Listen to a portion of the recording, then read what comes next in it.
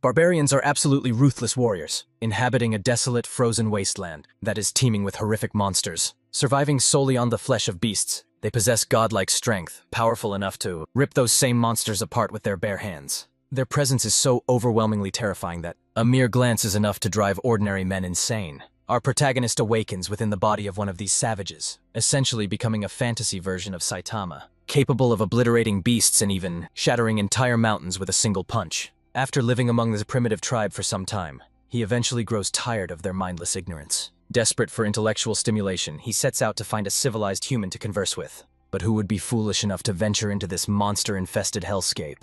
Unexpectedly, a noble's carriage and its escort are trekking through the white abyss. When a mercenary whines about the biting cold, the muscular blonde captain warns him to bundle up or die. Another guard voices his regret, arguing that crossing this deadly terrain isn't worth the gold. However, the captain instantly silences the dissent, reminding them that they all signed the contract. His companion shivers, remarking that he never imagined the conditions out here would be this brutal. Inside the carriage, a concerned butler checks on his charge, addressing the noble lady of the Akasha family directly, asking if she is holding up all right in this weather. Milena assures him that she is doing fine. When an escort outside loudly complains about freezing to death, the butler scoffs at the lack of discipline. However, Milena chides him for being too harsh, noting that these men volunteered to protect them. She even suggests letting the guards inside to warm up for a moment, but the old man staunchly refuses the request, reminding her of the extreme dangers lurking within this white wasteland.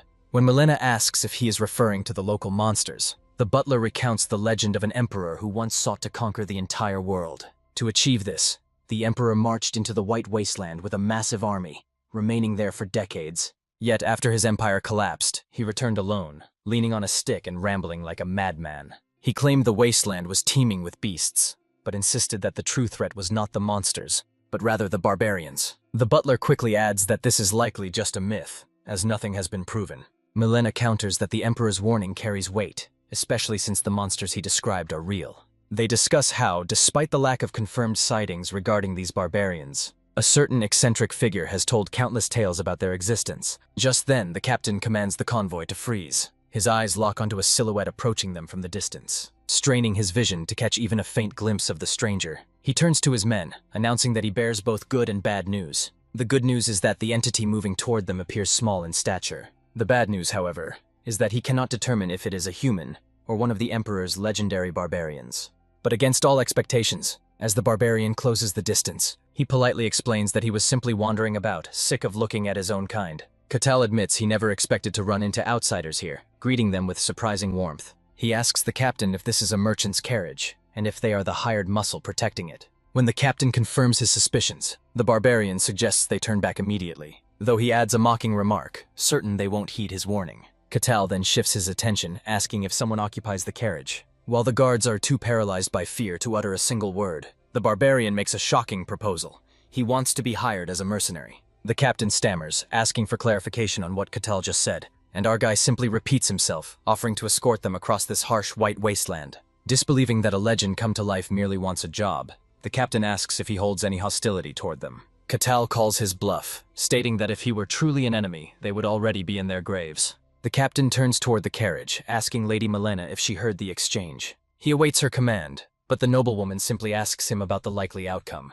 She wants to know if they could win a fight against the giant, but the captain refuses to even entertain the thought. Hearing this, Milena orders him to accept the proposal and hire the barbarian immediately. The captain turns back to the towering warrior to deliver the verdict. He announces that this noble inside the carriage has accepted his terms. Catal is pleased by the news, though the sudden smile that cracks across his face is terrifying enough to make everyone present nearly wet themselves. Catal tells them to relax before promptly demanding an audience with their employer. This sudden request instantly puts the captain back on edge. He warns our hero that he'll regret it if he tries anything funny. The other mercenaries argue that they should intervene and stop the brute. However, the captain calls them fools, reminding them that their mistress has already given her consent. Inside, the butler panics as he hears the approach, but he is powerless to stop it. Catal politely asks for permission to enter, though it feels more like a demand.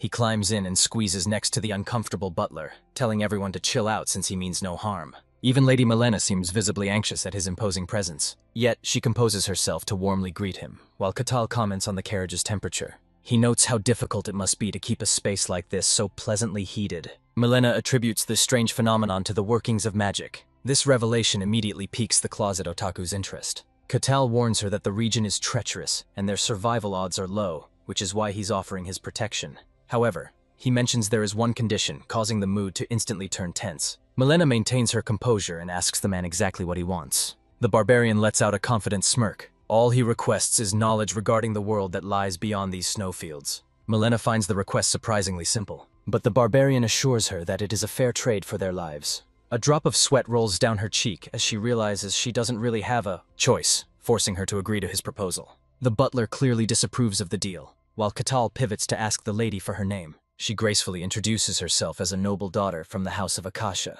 Catal returns the courtesy, expressing his gratitude for their upcoming journey together. Back on Earth, he had always fantasized about living in a fantasy world, and that wish was granted in the strangest way. He was suddenly isekai'd, waking up in the body of a dim-witted ashen barbarian stranded in the snow. He never had time to question how it happened, as surviving the freezing wasteland and fighting endless waves of monsters was a nightmare in itself. To stay alive, he rallied the primitive barbarians, formed a clan, and took command. Time flew by without warning, and every plan he devised to escape the tundra proved useless. But everything changed when a system panel appeared, promising liberation from this frozen hell if he completed its quests, finally breaking the invisible force that had kept him trapped. Over the years, stray travelers would occasionally wander into his isolated domain.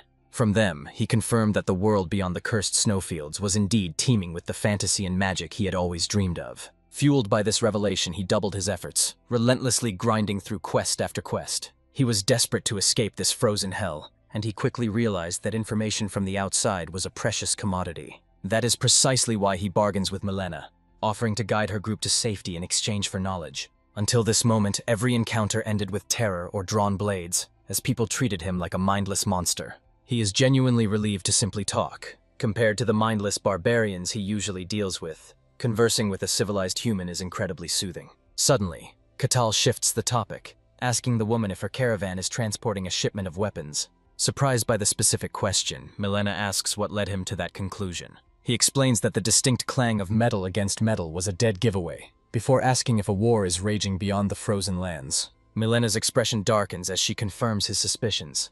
The Empire and the Kingdom are currently locked in a brutal conflict.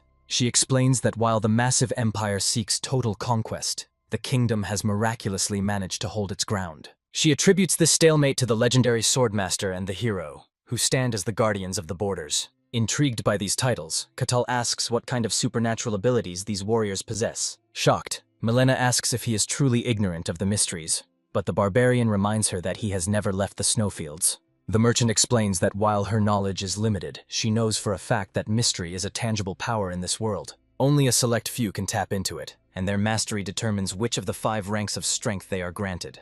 The lowest ranks consist of those who can merely sense the presence of mystery. Above them are those who can utilize it, but the pinnacle belongs to the elite. These masters can fully manifest power as mana or aura, earning prestigious titles like spirit summoners, mages, or knights. She explains that the ranks beyond that defy human comprehension, known simply as transcendents, beings capable of bending mystery through sheer will alone, much like the fabled swordmaster. Above them stands the hero, an entity rumored to possess power great enough to warp the fabric of the world itself. Milena adds that even a third-rate practitioner, one who can barely sense these mysteries, is still a force to be reckoned with. Intrigued, the ashen barbarian interrupts, stating his desire to meet such powerful figures. Catal has lost track of exactly how long he's been trapped in this accursed place. But now, the urge to escape burns within him more fiercely than ever before. Staring at his reflection in the mirror, he makes a silent vow. No matter the cost, he will find a way out. Suddenly, Milena shifts the topic, asking him point-blank if he really is a barbarian. Catal confirms his origins, wondering if his reputation has perhaps preceded him. She brings up an ancient legend, recounting the tale of the Emperor in great detail. However, Catal abruptly cuts her off. With a smirk, he reveals that he actually remembers that man visiting the fields once, long ago. Back then, he just dismissed the guy as a raving lunatic. When Milena looks confused by his words, he clarifies that the ridiculous legend she believes in might actually be the truth. Changing the subject, he questions their logistics. Why choose this specific route while hauling such a massive shipment of weapons? Milena's expression darkens, her demeanor turning somber as she quietly admits that they are currently buried under a mountain of debt. Her family has traded for generations, but jealous rivals sabotaged their deals until they were left bankrupt. This trip is their last desperate attempt to save the family name. Connecting the dots, Catal deduces their true objective: She intends to sell these weapons directly to the kingdom. Milena is stunned, curiously asking how he managed to figure that out so quickly. Catal deduces that if the Empire is advancing as claimed, the kingdom must be desperate for weaponry, willing to pay a premium to restock their armory. That desperation is exactly what makes traversing this treacherous route worth the gamble. He points out that her bypassing the safer paths proves the two nations share a border, necessitating this risky shortcut. Milena stares in disbelief, her prejudice shattering. She'd always believed barbarians were mindless savages devoid of logic. But hearing him deconstruct the geopolitical situation with such clarity makes her question if he's truly a barbarian at all. Suddenly, the carriage lurches to a violent halt, accompanied by a deafening crash from outside. It's an unmistakable sign that they are no longer alone. Weapons drawn, they scramble out of the vehicle, only to face a massive sludge-like monster staring back with blood-red eyes. Fear paralyzes the group, but the blonde guard manages to stammer out the creature's identity. A black slime.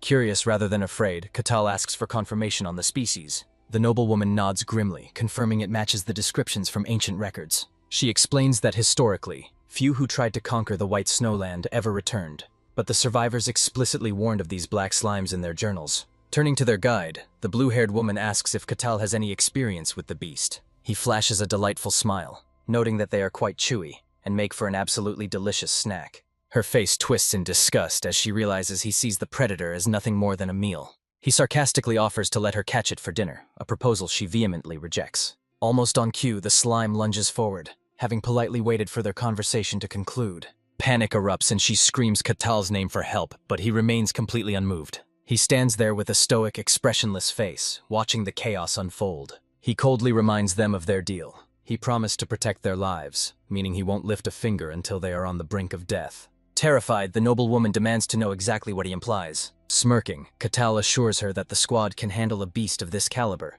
though his true motive is to gauge the outsider's strength. Suddenly, the gelatinous monstrosity materializes directly in front of the guards. The blonde captain immediately barks orders, commanding his men to raise their shields for defense. One of the mercenaries instantly complies with the directive. However, the defense proves futile against the creature's overwhelming mass, and the unfortunate soldier is violently knocked backward. Refusing to back down, the ponytail-sporting warrior leaps into the fray. But he is brutally repelled, coughing up blood as his weapon clatters uselessly to the ground. Analyzing the battlefield, the captain realizes the slime is limited to linear movement. He screams for them to scatter and coordinate their attacks from different angles. Heeding the command, the warrior in the green cloak launches a high-flying aerial assault, following up with a heavy swing that finally inflicts visible damage. Sensing the beast's vulnerability, the captain presses the advantage, slashing at the creature with his blade. He orders the team to target the core, realizing that superficial wounds won't stop it. Through a barrage of synchronized strikes, they manage to expose the monster's heart. Seizing the moment, they deliver a fatal blow that shatters the core,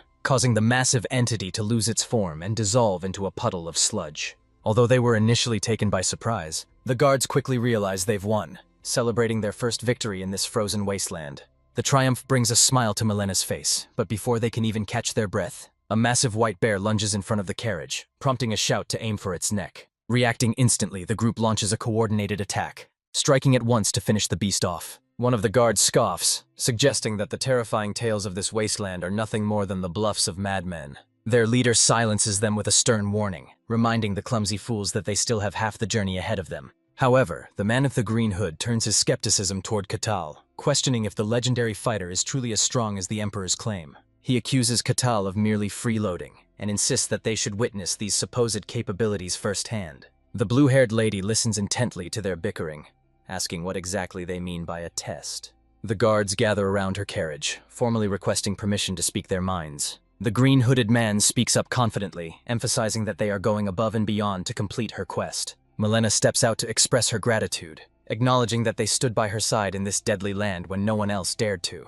But the hooded man interrupts her gratitude with a pointed question, asking if Catal truly deserves such VIP treatment, considering he hasn't lifted a finger to fight since joining the caravan. The lady of the Akasha family realizes what kind of evaluation they want, casting a doubtful glance at the captain, who quickly denies involvement, reminding them that he has no say in the matter. Meanwhile, Catal simply watches the drama unfold with a smirk on his face. He steps out of the vehicle and asks if they'd like a demonstration of his power, though one guard notes there's no way to test him right now. But as Catal reveals his imposing, muscular frame, he calmly announces that they are about to have another visitor. Right on cue, a dark shadow with glowing eyes looms behind them, its voice booming that it will feast on these tasty, weak mortals. The carriers spin around in horror. They are greeted by a massive serpent with beaming red eyes and razor-sharp fangs, which taunts them to struggle for their lives. It claims that their resistance will only make them that much more appetizing. Overwhelmed by fear, Milena covers her ears in panic, while the mercenaries squeeze their eyes shut, freezing in place and praying not to be noticed. But Catal walks right up to the beast, radiating intense purple energy, and orders it to back off now that these people are under his protection. The great white snake grows uneasy the moment it recognizes Catal, asking why he's here and citing the ancient snowfield rules about trespassing.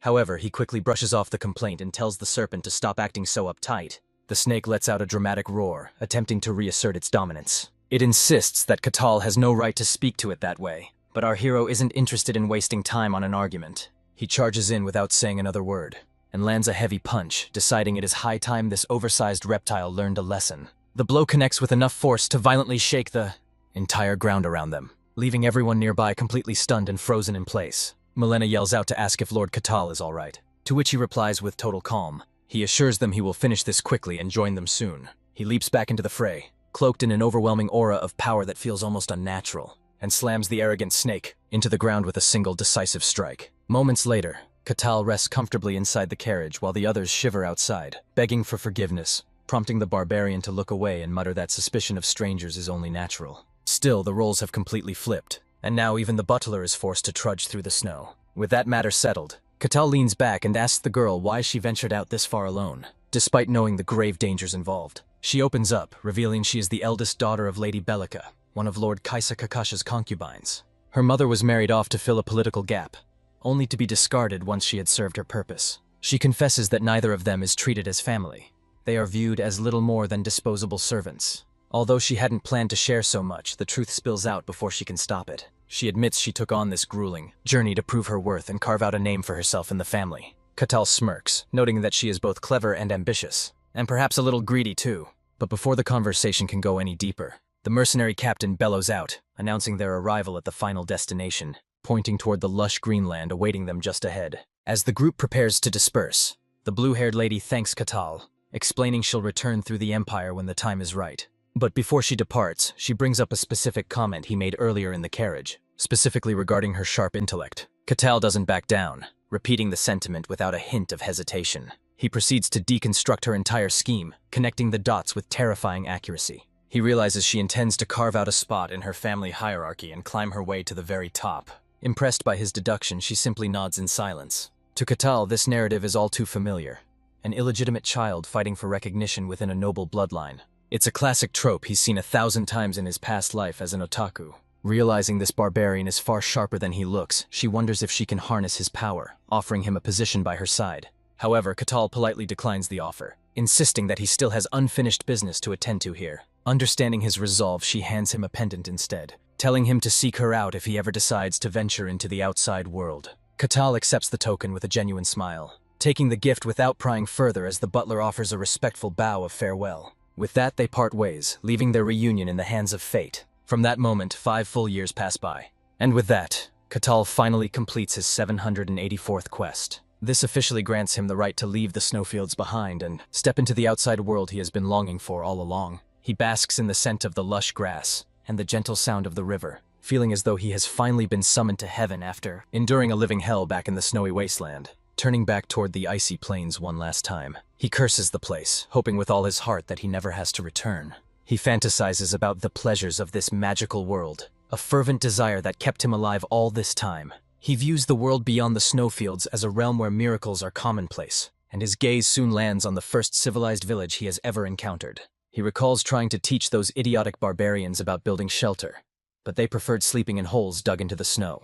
Having sorely missed the structure of actual human civilization, he wonders how he should go about greeting the inhabitants of this new world. He resolves to act like a gentleman and begins his approach toward the village. Meanwhile, over in the settlement, an elderly elf declares to his kin that this location is now their new home and instructs them to begin unpacking their belongings. However, one of the elves asks if this place is truly safe, and the elder reassures them, explaining that he has selected a remote location that is completely inaccessible to humans. He explains that the treacherous snowy fields surrounding them act as a natural deterrent against intruders. They don't even need to worry about monsters, since there are 0 records of anyone surviving that frozen wasteland.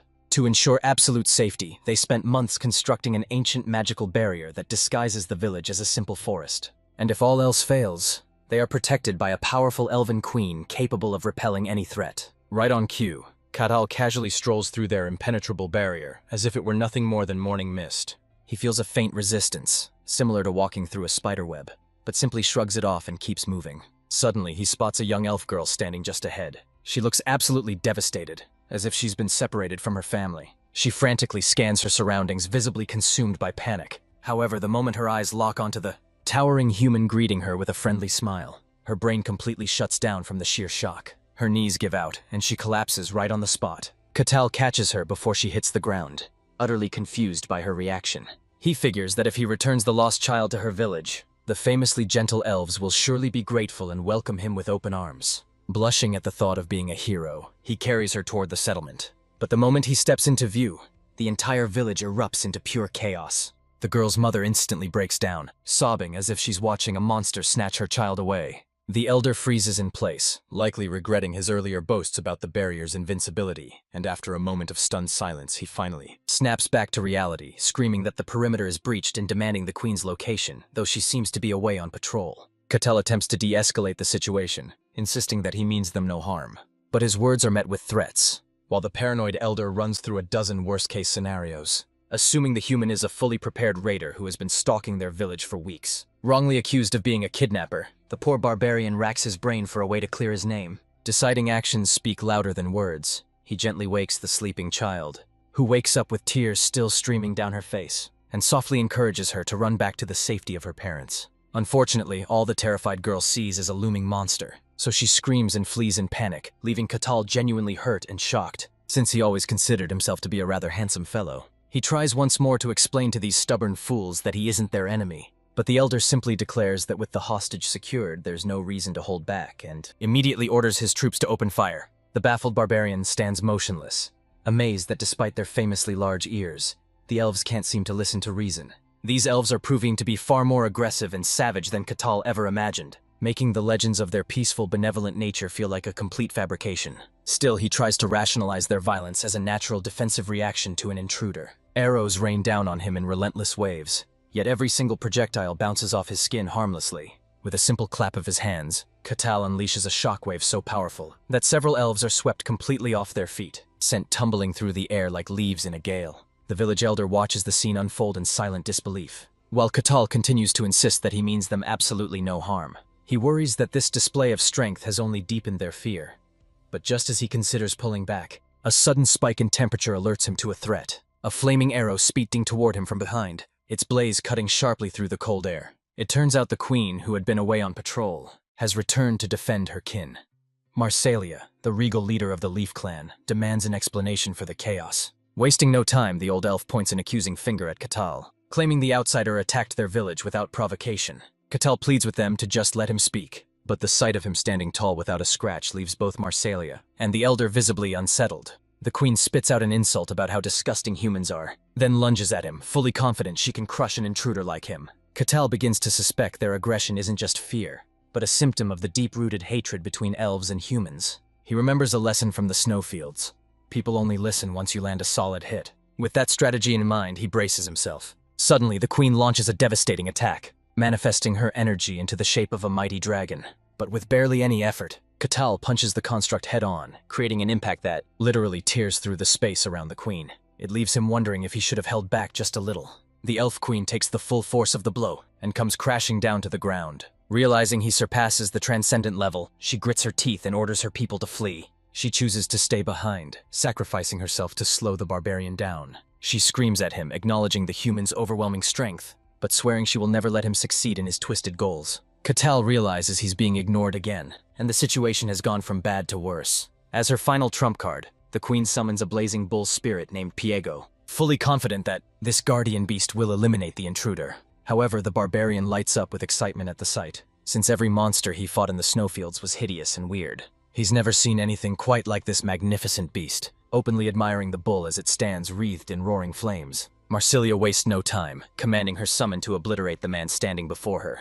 The spirit appears to be a high-grade fire entity, older, prouder, and far more powerful than the usual fodder, as ancient spirits tend to be. Marsilia knows her strength alone wasn't enough to summon this. She had to beg another tribe for help to seal the contract. She never imagined she'd be forced to use it here, but now she orders the beast to fulfill its oath. The flaming bull, steady and stern, asks if his task is simply to annihilate the human standing there. But even the spirit begins to sweat nervously the moment he actually lays eyes on this so-called human. Meanwhile, our hero wonders what this creature actually is, seeing a summoned beast in real life for the first time. Catal is honestly just amazed by how strangely cute and majestic the summon looks to him. The Elf Queen turns to Pago, identifying the intruder on their sacred lands and demanding his immediate execution. Hearing this, Pago casually decides to incinerate the guy to ash for being foolish enough to cross the sacred race. Meanwhile, our boy just stands there like it's no big deal, mostly because he has absolutely no clue what is going on. Pago flares up, getting ready to launch his devastating attack, and dashes straight at his target with blinding speed. Yet Catal remains motionless, making zero effort to even attempt to dodge. As the bull spirit smashes into him, a massive fiery explosion erupts on impact, leading the Elf Queen to assume the intruder is finally dead. He casually stops the charging spirit with just one hand. Accustomed to battling wild beasts daily, this monstrous form actually puts him at ease, allowing him to strike without the need to hold back. He unleashes a strike with such overwhelming force that it feels as if the earth might split in two, resembling a massive volcanic eruption beneath their feet. Yet in reality, this display utilizes only a fraction of his true power. Once the dust finally settles, the Elf Queen, having barely survived the blast, stands paralyzed before him, shaken to her core by the insurmountable gap in their strength. Defeated and desperate, she begs him to spare the lives of her clan. However, he calmly informs her that he never intended to harm them. His unexpected mercy leaves the Queen completely astonished. As they engage in a proper conversation, she realizes he holds no hostility. Guilt washes over her for their rush to judgment, and she apologizes for the grave mistake, realizing they attacked the savior who had just brought one of their children safely home. Catal graciously accepts the apology, understanding their paranoia regarding humans, though he admits it's unfortunate they didn't attempt to talk first. Still confused, the Queen asks for clarification on whether he is truly unaffiliated with the humans chasing them. He explains that this is his first time seeing an elf, as they do not exist in the white snowfields. The mere mention of that frozen region shocks her. He adds that outsiders know him by a specific title, the Ashen Barbarian of the wasteland. The Queen is left speechless, as she believed it impossible for any normal person to survive in such a desolate place. Concerned, she asks if there are others capable of leaving the wasteland just as he did. He admits he isn't entirely certain, but he highly doubts anyone else possesses the power to pull off a feat like that. He theorizes that this wasteland operates on strict rules binding even beasts like the Great Serpent, yet his quests somehow allow him to bypass them. That ability makes him a singular, incredibly rare anomaly in this world. Hearing this explanation, the Queen finally breathes a heavy sigh of relief. He then casually changes the subject, asking if her cute summon is okay considering he split it in two with a single punch. She assures him the spirit is fine. As beings of pure nature, they simply return to the spirit realm when forcibly unsummoned. Grateful, she asks if there is anything she can do to repay him, apologizing for how rude her people have been. He pauses, taking a moment to think the offer through. Curious about her power, he asks if it's possible for other beings to form contracts with spirits as well. She shakes her head, explaining that under normal circumstances, it is impossible. However, humans with an exceptionally high affinity for nature can sometimes forge those bonds. She adds that if he is truly serious about the attempt, he must travel to Elfo Sagrado. This is the Holy Land where the Lord of the Elves resides, and he may be willing to help facilitate a proper contract. Excited by the prospect, he asks if a human would really be allowed inside their Holy Land. She explains that with her personal introduction it won't be an issue, though he must keep everything a total secret. Internally, the Queen reflects on how Elfo Sagrado is the ultimate dream destination for every elven researcher. Revealing it to a human is a massive risk, as the location is guarded more closely than their own lives. Nevertheless, she decides to place her faith in him. She hands him a glowing crystal to serve as his credentials. She warns him that once he arrives, the Elf Lord will personally test his worth. She remains confident that he will pass, wishing him the best of luck. She then formally introduces herself as Marselia Carusia, Queen of the Leaf Tribe, and asks for his name. He identifies himself as Catal the Barbarian, and after confirming his destination, he dashes through the forest, heading straight toward the target. He quickly closes in on the border of the territory controlled by the Kingdom of Gehent. The guards on watch begin to panic as they spot a massive cloud of dust racing toward them at breakneck speed, prompting them to scramble and prepare for battle. Upon arrival, Catal cheerfully tells the guards that he is genuinely pleased to meet them. Hearing his voice, the terrified guards instantly recognize him by his gray hair and the prominent scar etched across his chest. They realize they are facing the infamous Ashen Barbarian. They immediately shout for him to halt, threatening to attack if he takes another step. But he tells them to chill out, assuring them that he is not their enemy. When the guards demand to know exactly what he wants, he simply points a finger toward the wall, a gesture that understandably leaves them a little confused. He explains that he simply wishes to visit the domain for a short while, and nothing more. Later, inside the captain's office, the officer questions if his only goal is truly to pass through. He replies that he plans to stick around for a while, though he's unsure of the exact duration, before introducing himself as Catal. When the captain asks for any identification or references to verify who he is, Catal initially denies having any. However, he suddenly remembers the crest Milena gave him before they parted ways. He presents the item to the guard, casually asking if it's sufficient proof of his identity. The guard stares at it blankly, failing to recognize the symbol and asking what it represents. Catal explains that it belongs to the House of Akasha, gifted by a blood relative, which the captain recognizes as the merchant family from the Denian kingdom. The captain notes that it's a rising power, one that has been expanding rapidly ever since their new head took over.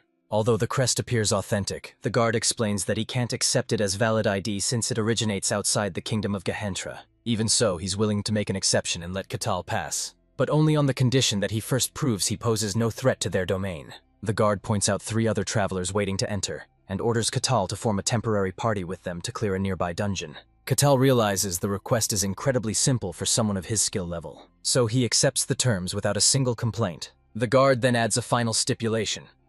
Upon their return, Catal must report everything that happens inside. He immediately deduces the true purpose. The group is being forced to spy on one another so the guards can weed out anyone suspicious. The captain looks genuinely surprised by this deduction, questioning if Catal is actually a barbarian. He admits he always viewed them as mindless brutes, and Catal is the first one he's met who possesses any intellect. With everything clarified, the guard tells him to join the others so they can get moving. The scene shifts to Alessandro Terrones, a self-proclaimed paladin who laments the tragedy of being forced to dungeon crawl with a pouch-snatching rat. The thief, Cassin Hark, gets annoyed by the whining and asks if Tyrannus is projecting his anger because some other thief once ran off with his life savings. That comment sets Tyrannus off, and he gets irritated that a petty thief dares to insult a paladin like him. But Cassin shoots back that he is not even a real paladin, because if he was then, he would not be here in the first place. He also says Tyrannus is just another bottom feeder who clings to the title because his name sounds dumb. Tiredness becomes visibly mad on hearing that,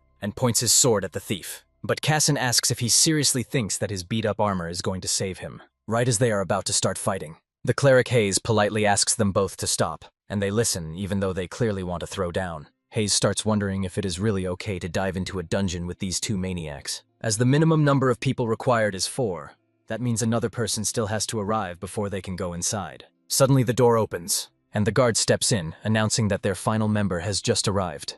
The thief jokes that hopefully it is not another whack job like the so-called paladin, and the guard just tells him to go look for himself. As Catal enters the room with a quiet but dominating aura, all 3 of them feel chills and freeze up, overwhelmed by fear as he casually walks in. With a cheerful smile that does not match his build at all, he tells them it is nice to meet his new party members. While everyone is still processing, the guard steps back and says they should talk things out among themselves since he will return shortly. After that, our boy suggests they start with introductions, and says that he is Catal the Barbarian. Then he turns to Cassin, who nearly chokes as he says he is a thief, while Sir Tyrannus announces that he is a paladin.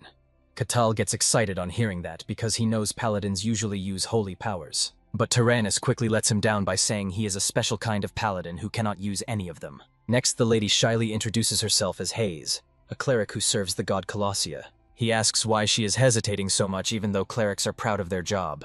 And she explains that it is because Colossia is the lord of lies and deceit, which makes him not very popular among the others. As they continue talking, the captain opens this door again and tells them they will be heading out now if everyone is ready to move. The whole party follows him without delay, and they finally arrive at the entrance of the dungeon.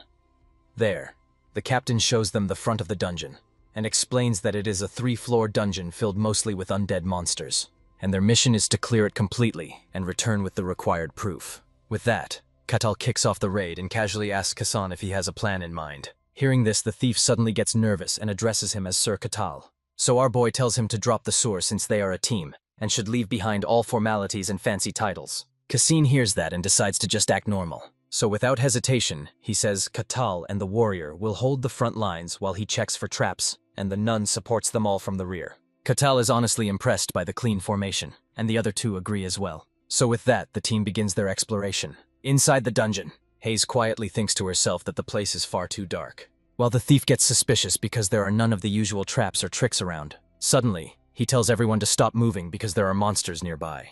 He cannot see anything clearly, but there are bone fragments scattered on the floor, which are the remains of skeleton monsters that attack if anyone steps too close. Casson realizes the guards lied about this being a simple test. They are using this high-level dungeon to quietly execute any suspects. Meanwhile, Catal feigns complete ignorance of the gravity of the situation. Casson quickly explains the threat, noting that these undead monstrosities will keep fighting even after losing their limbs. Furthermore, being made entirely of bone grants them exceptionally high physical defense. He orders Hayes to ready her magic immediately. He signals Tyronus to raise his shield and warns Catal to stay sharp, as this trial is far deadlier than anticipated. Casson instructs the group to distract the enemies, giving him an opening to sever their necks, the only reliable way to put them down.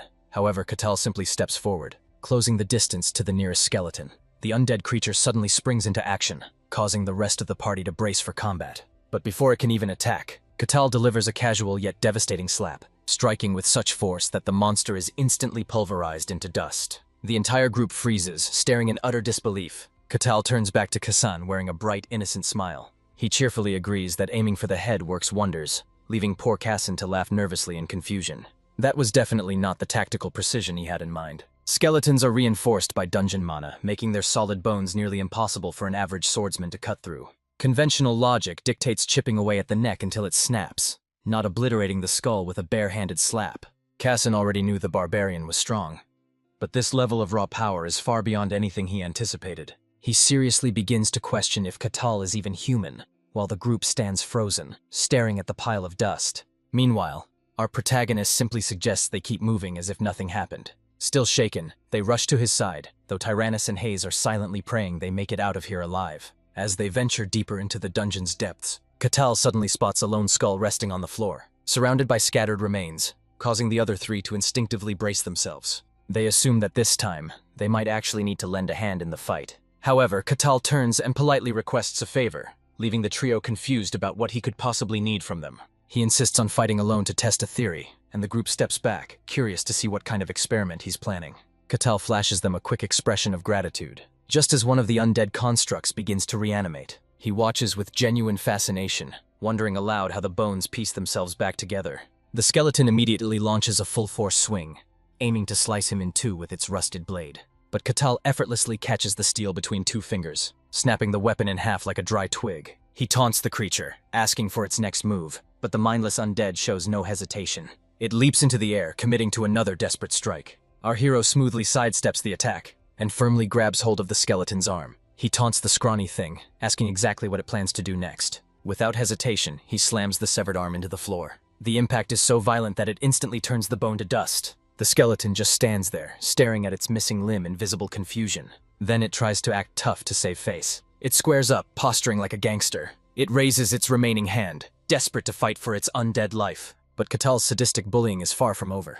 The skeleton foolishly charges in again, but our barbarian grabs its remaining hand and rips that one off too. He instantly reduces it to dust, just like the first one. The poor skeleton still refuses to quit, flailing its broken stumps at him. Catal grabs hold and crushes the limb for good, actually impressed by the creature's intelligence and resilience. Meanwhile, the rest of the party just watches in stunned silence. They actually start pitying the poor skeleton as it gets completely clowned on. Hayes feels a chill run down her spine as she watches the scene unfold. While Cassan and Tyrannus look like their souls just exited their bodies, they realize what a monster a real barbarian is, seeing Catal smile like he's starting his villain arc. The others stare in horror as the finale begins. Catal uses sheer brute force to rip the head straight off the skeleton's body and carelessly tosses it onto the ground, looking like a complete psychopath.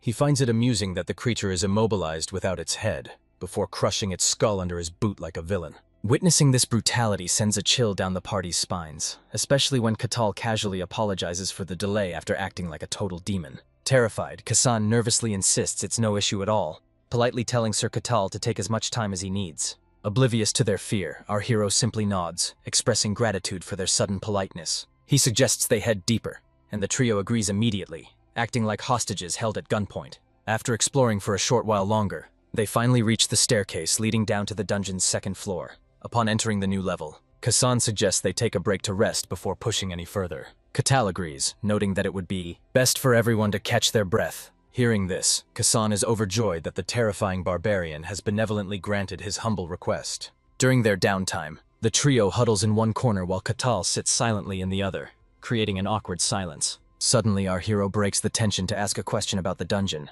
causing everyone to snap to attention. Looking slightly embarrassed, he admits that his knowledge regarding dungeons is actually quite limited. Hayes panics slightly, quickly reassuring him that the desire to learn is a virtue she also shares. With the floor open, Catal notes that this dungeon is located dangerously close to the territory, and asks if anyone is concerned about the monsters inside escaping. Hayes explains that monsters generally remain contained within the dungeons, though rare outbreaks are immediately reported and neutralized. Kasan chimes in, noting that since dungeons are treated as unpredictable natural disasters, their physical forms vary wildly, sometimes appearing as subterranean caves, while others manifest as looming towers, yet they inevitably spawn near densely populated areas. This explanation helps Catal understand why this specific dungeon appeared in this location. Hayes adds that local lords usually assess the threat level before deploying guards, though adventurers are often hired to clear them as well. Processing this information, Catal finds it intriguing that dungeons never spawn directly inside settlements, a fact Kasan confirms as an absolute rule. Eyes lighting up with greed, Catal asks if there is a payout for a successful conquest.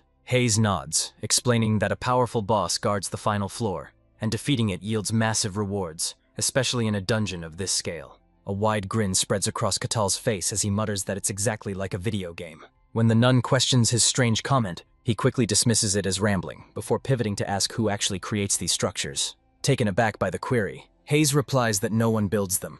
They are simply accepted as natural phenomena. But Catal argues that there are too many inconsistencies for that to be true. The fact that they always manifest near people implies they are demanding to be explored, almost baiting humanity with treasure. That kind of design feels far too deliberate to be a random act of nature. Hayes realizes that his logic is actually quite sound, admitting she never considered that perspective, and even Kasan agrees it sounds suspicious, admitting that since these concepts were taught as absolute truths, he never saw a reason to question them before. Kasan, however, is baffled by how a barbarian possesses the intellect to challenge the fundamental laws of their world. According to common knowledge, his kind are supposed to be nothing more than brainless savages. Yet it is becoming increasingly clear that Catal defies every stereotype in the book. Our protagonist finds their little philosophical debate quite intriguing. Deciding it's time to press on, he asks if everyone has recovered their stamina. Once the group confirms they are ready to move, he takes the lead, guiding them deeper into the dungeon's unknown depths. After wandering through the winding corridors for quite some time, the party suddenly stumbles upon a rare treasure chest. Kasan explains that this is a genuine labyrinth reward, but claiming the loot requires overcoming the complex lock mechanism first. Examining the device, the thief realizes that cracking a chest of this quality would require a master lockpicker. Since a professional of that caliber wouldn't be caught dead in a place like this, he assumes they'll have to leave the treasure behind. But Catal immediately turns to him, insisting he open it since lockpicking is literally the thief's primary function. He emphasizes that this is his one job on the team, causing Kasan to start sweating buckets. The problem is, if Kasin were actually capable of such a feat, he wouldn't be stuck in this trash-tier dungeon. In reality, he's just a discount ninja, a bottom-feeding peasant who isn't even acknowledged by the official Thieves Guild. However, he can't bring himself to admit that, especially when the barbarian is looking at him with such high expectations. If he admits that he can't handle the job, then all of Catal's excitement will instantly sour into murderous disappointment, and letting down a barbarian likely means ending up just like that pulverized skeleton. Left with no choice, he decides to give it a shot. He retrieves his lockpicking tools, while Catal hovers behind him, watching with the childlike glee of seeing a real thief at work. With the barbarian looming over him, Kasan desperately tries to recall the techniques he observed while working as a porter for actual thieves. He focuses intensely, convinced that failing to open this chest is a one-way ticket to the grave. That overwhelming pressure inadvertently triggers his hidden skill, Cry of the Soul. Moments later, a faint click resonates, causing Catal to worry that he broke the mechanism. Instead, the lid slowly creaks open, and the sight is so relieving that Kasan bursts into tears of pure joy. Hayes is stunned, believing only elite thieves can pick such locks, which convinces her that Kasan is a true professional. Even Catal is impressed by the unexpected success, offering genuine praise for the job well done. While Kasan plays it cool, in reality he has absolutely no idea how he managed to pull it off. He always prided himself on surviving, but realizing his latent potential makes him question if he's been living a lie this entire time.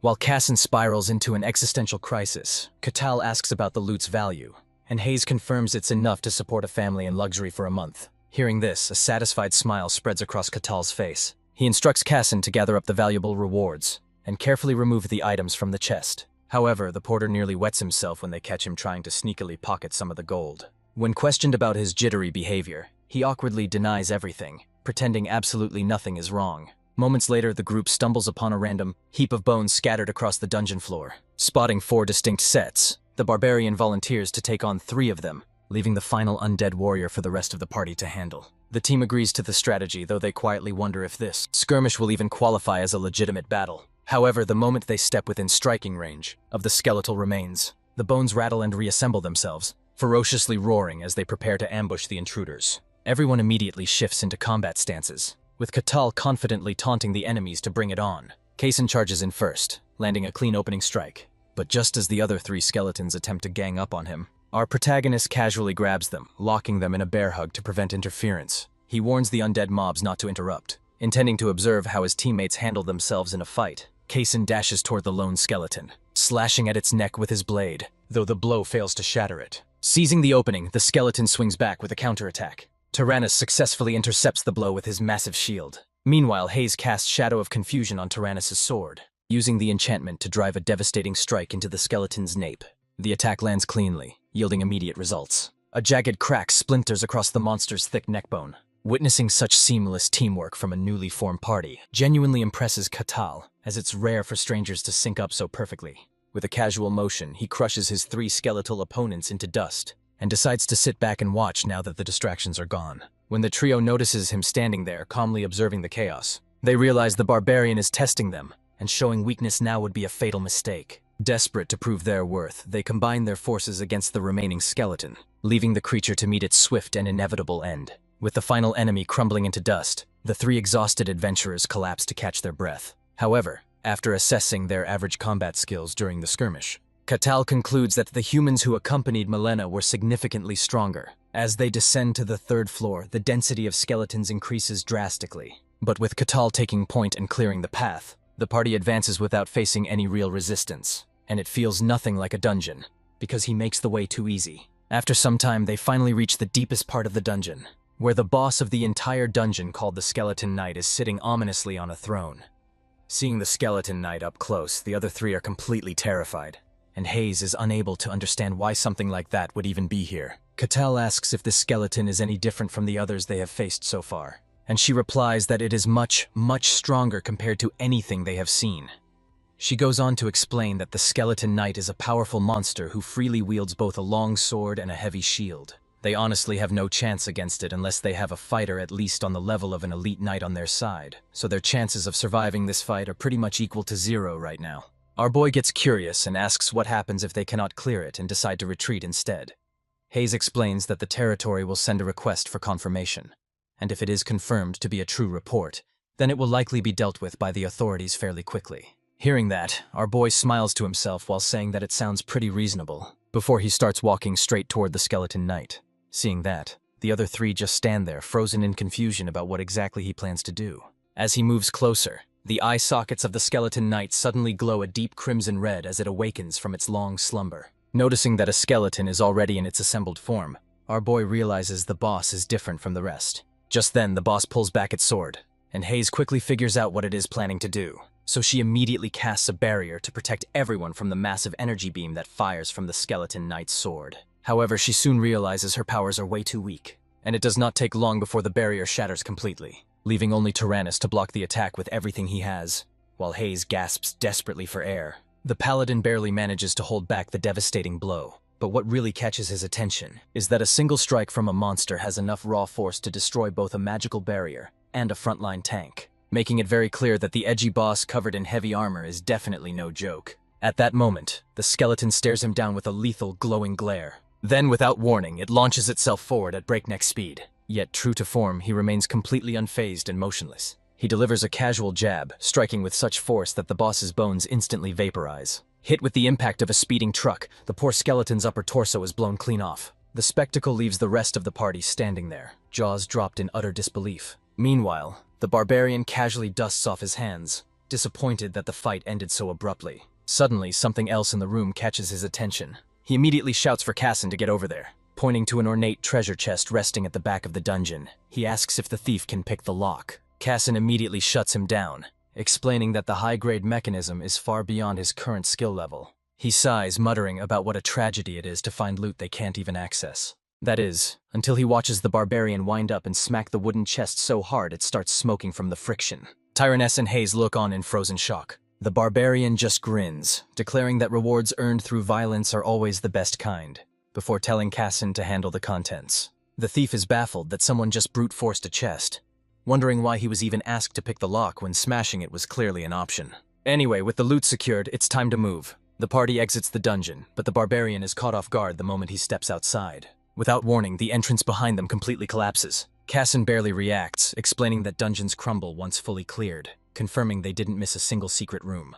The revelation that secret rooms exist only fuels his excitement, making him even more eager for future dungeon dives and the untold treasures waiting to be discovered. Back at the border, the guard is left dumbfounded when he sees the ragtag party return completely unharmed. Sweating bullets, he nervously asks the group for a status report, only for the barbarian to chirp up and declare the mission an absolute blast. Unsettled by this strange energy, the guard proceeds to the next phase, interrogating them individually to find dirt on one another. Hayes goes first, calmly stating that nothing unusual or problematic occurred during the expedition. The captain remains skeptical, pressing her on whether a savage barbarian should really be allowed within their borders. She hesitates for a moment, realizing the interrogation is a trap designed to flag potential threats. Next is Kassan, who firmly asserts that Catal isn't some mindless brute looking to cause trouble. The guard is baffled to hear that someone with such immense power didn't abuse it or terrorize his own teammates. Finally, it's Catal's turn, and he surprises the official by offering nothing but genuine praise for his companions. This completely throws the guard off, as he's used to parties blaming and trash-talking each other during debriefings. With no valid reason to deny them, he grants them entry, warning that they'll be exiled at the first sign of trouble. He then hands over a heavy sack of gold coins as their reward for clearing the dungeon, and seeing Catal's disarming smile, the guard doesn't even dare to skim a cut for himself. With the gold in hand, Catal immediately turns to his comrades, urging them to take their cut, though they initially try to refuse the offer. However, he insists, emphasizing that it's only fair since they conquered the dungeon as a team. He suggests grabbing a few drinks to celebrate their first successful mission together, and the others nervously agree, mostly because they aren't quite sure how to say no to the imposing ashen barbarian. As the group strolls toward the main gate, the guard captain watches Catal closely from behind, his suspicion growing with every step. He knows that anyone capable of one-shotting a dungeon boss possesses strength rivaling, or perhaps exceeding, an elite knight. Consequently, the guard quietly orders his men to keep a close eye on Catal, while he rushes off to report directly to the Lord of the Domain, arriving at the Lord's luxurious mansion. The guard is granted entry and steps into the private chambers. Inside, Luke Barkin, Lord of the Barkin Domain within the Kingdom of Gehentra, calmly demands the reason for this interruption, prompting the captain to announce that the barbarian from the rumors has finally appeared. Shifting his attention, Lord Barkin turns to the guard captain and asks if he actually granted the barbarian permission to enter. The captain nods, admitting he did, assuming at the time that it wouldn't cause any significant trouble. Lord Barkin raises a brow, questioning what sort of problem has changed his mind. The captain explains that the barbarian appears far too powerful and might stir up serious chaos within the city. Intrigued, Lord Barkin leans in and asks just how strong this stranger really is, to which the captain reveals that the man obliterated a skeleton knight with a single blow. Hearing this, Lord Barkin's eyes shoot wide open in shock. Typically, a skeleton knight poses a lethal challenge even for trained knights, yet here we have a mere barbarian. A class not exactly known for its intellect, managing to obliterate the monster with a single strike. Needing confirmation, Lord Barkin asks if this feat officially classifies the barbarian as a first-rate warrior. The captain confirms the high probability, prompting Barkin to ask if the stranger might be even stronger than that. And concerningly, the captain admits he can't rule out that possibility. This unsettles Lord Barkin, who realizes a barbarian of this caliber could become a massive headache, given their philosophy that might makes right. He orders the captain to summon the warrior, but the subordinate hesitates, questioning the wisdom of such a move. Barkin calmly explains that allowing someone this powerful to roam unchecked within their territory poses a threat to their stability, and meeting the man personally is the first step toward asserting control. The captain remains skeptical about the risk, but the lord reminds him that his personal knight is present for protection. He then turns to said bodyguard for a second opinion. The knight scoffs, claiming that a mindless brute stands no chance against his refined swordsmanship inherited from the legendary great swordmaster. Satisfied with this assurance, Lord Barkin commands them to bring the barbarian so he can deal with the situation personally. Meanwhile, Catal is sitting with his party, absolutely demolishing a meal. The others watch in stunned silence as he inhales the food like he hasn't eaten in years. He slams his empty mug down on the table. He cheerfully declares how amazing the food is and how much he enjoys the peaceful atmosphere, telling everyone the meal is on him so they should order whatever they want. A gesture that leaves his companions genuinely surprised. Turning his attention to Sir Tyrannus, he asks the man what sort of divine powers he actually possesses, especially since he didn't witness anything flashy when they cleared the dungeon together. The paladin scratches his head in embarrassment, explaining that he is still training and hasn't unlocked his full potential. Catal notes that it's a shame but decides not to press the issue. Instead, he shifts his attention to the cleric of Colossia, asking if there happens to be a temple nearby. She replies that it's highly unlikely given that Colossia isn't exactly a welcome deity. In fact, the public generally rejects her faith because it is associated with lies and trickery. Then, she stares directly at our hero and bluntly asks him how strong he really is. The sudden question catches everyone at the table completely off guard. He admits that he honestly has no clue where he stands in terms of official rankings. Since he hasn't been out of the wilderness for long, he asks what level a skeleton knight would actually be considered. The cleric explains that a warrior needs to be second-rate just to face one, and only a first-rate fighter could destroy it the way he did. Before they can dive deeper into the discussion, the cafe owner approaches their table with a nervous expression. He politely asks them to wrap things up for closing time, looking like he's about to pass out from fear. Catal simply offers the softest, most genuine apology possible. He quietly leads the party outside, turning to ask if anyone has plans lined up for the immediate future. But the moment the words leave his mouth, they all immediately blurt out that they do. They insist that they are incredibly busy and absolutely cannot stay. Catal finds it unfortunate but doesn't make a fuss, parting ways and hoping to run into them again someday. The others just stare back with that frozen, blank look of people desperate to escape the interaction. As the day winds down, Catal finds a comfortable inn, realizing this is the first time he has touched a real bed since arriving in this world. He finds relief knowing the dungeon loot was enough to secure a proper room, a comfort that feels like paradise after the frozen chaos of the snowfields. As he settles in, he ponders his future now that he has finally returned to civilization, dreaming of visiting legendary sites like the sacred grounds of the elves, the mysterious magic tower, or even the royal capital, until exhaustion finally drags him into a deep sleep. The following morning, a sharp knock on the door jolts him from his slumber. He quickly wipes the drool from his face and drags himself out of bed. When he swings the door open, the captain of the guard is standing tall before him. Catal rubs his eyes and asks what's going on, and the captain explains that the lord himself wishes to meet face to face. Catal lights up at the chance to meet the ruler, flashing an innocent smile and agreeing without hesitation. Still half naked, he tells the captain to wait while he gets dressed, leaving the man stunned by how casually the barbarian treats a royal summons.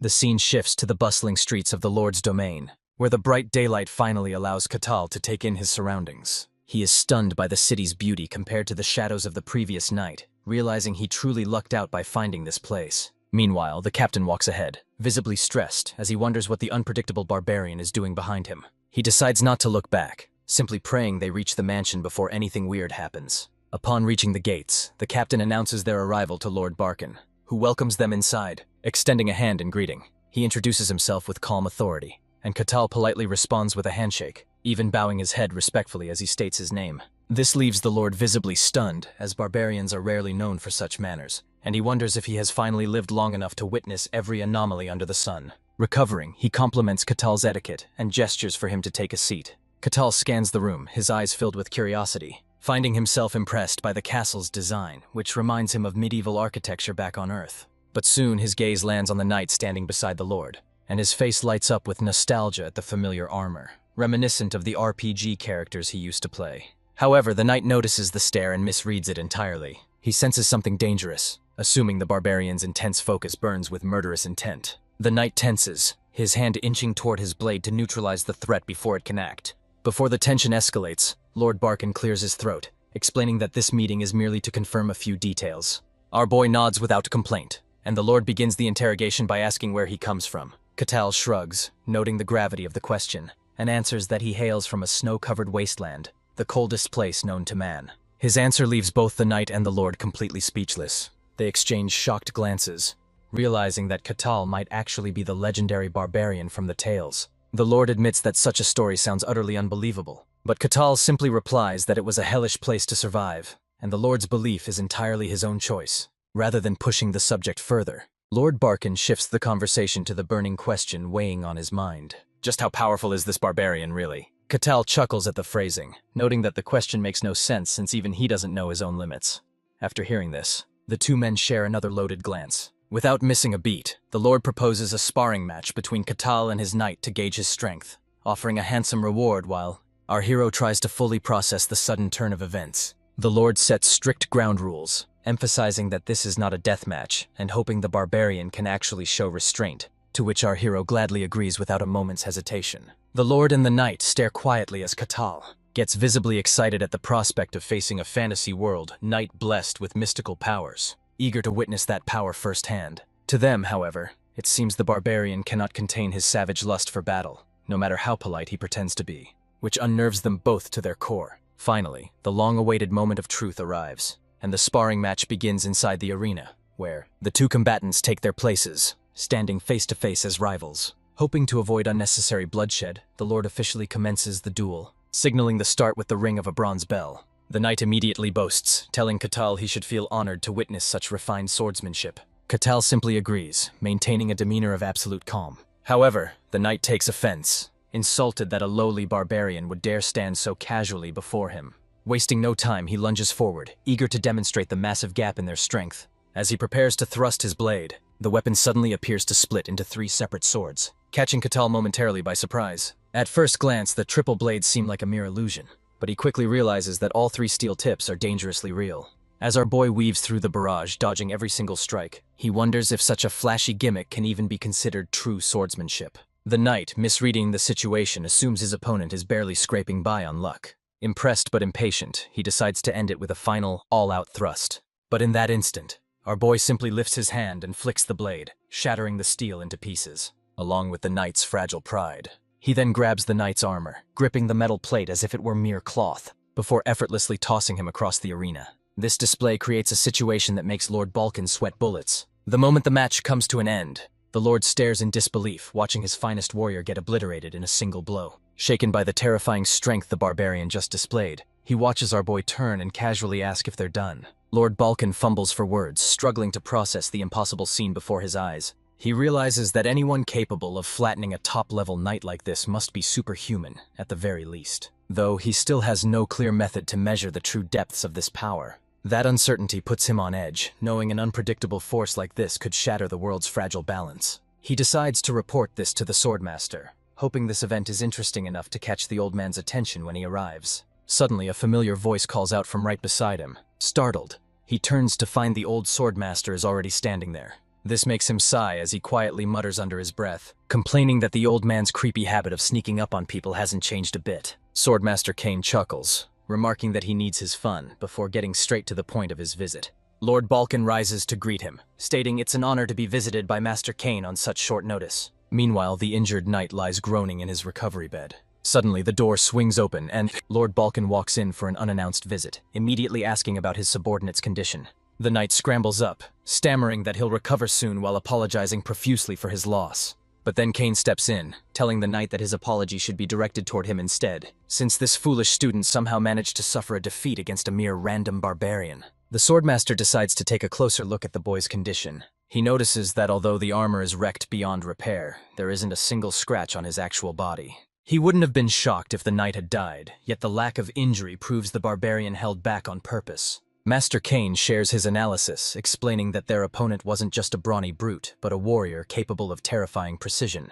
He notes that the man far surpasses the level of an ordinary knight, implying that he is operating on a superhuman level to show such mercy. This revelation sends both Lord Balkan and the defeated knight into stunned silence. Lord Balkan nervously clears his throat before speaking up, asking how the barbarian's strength compares to that of the Swordmaster himself. Kane replies with absolute confidence that even if the barbarian is superhuman, he is no match for a true Swordmaster.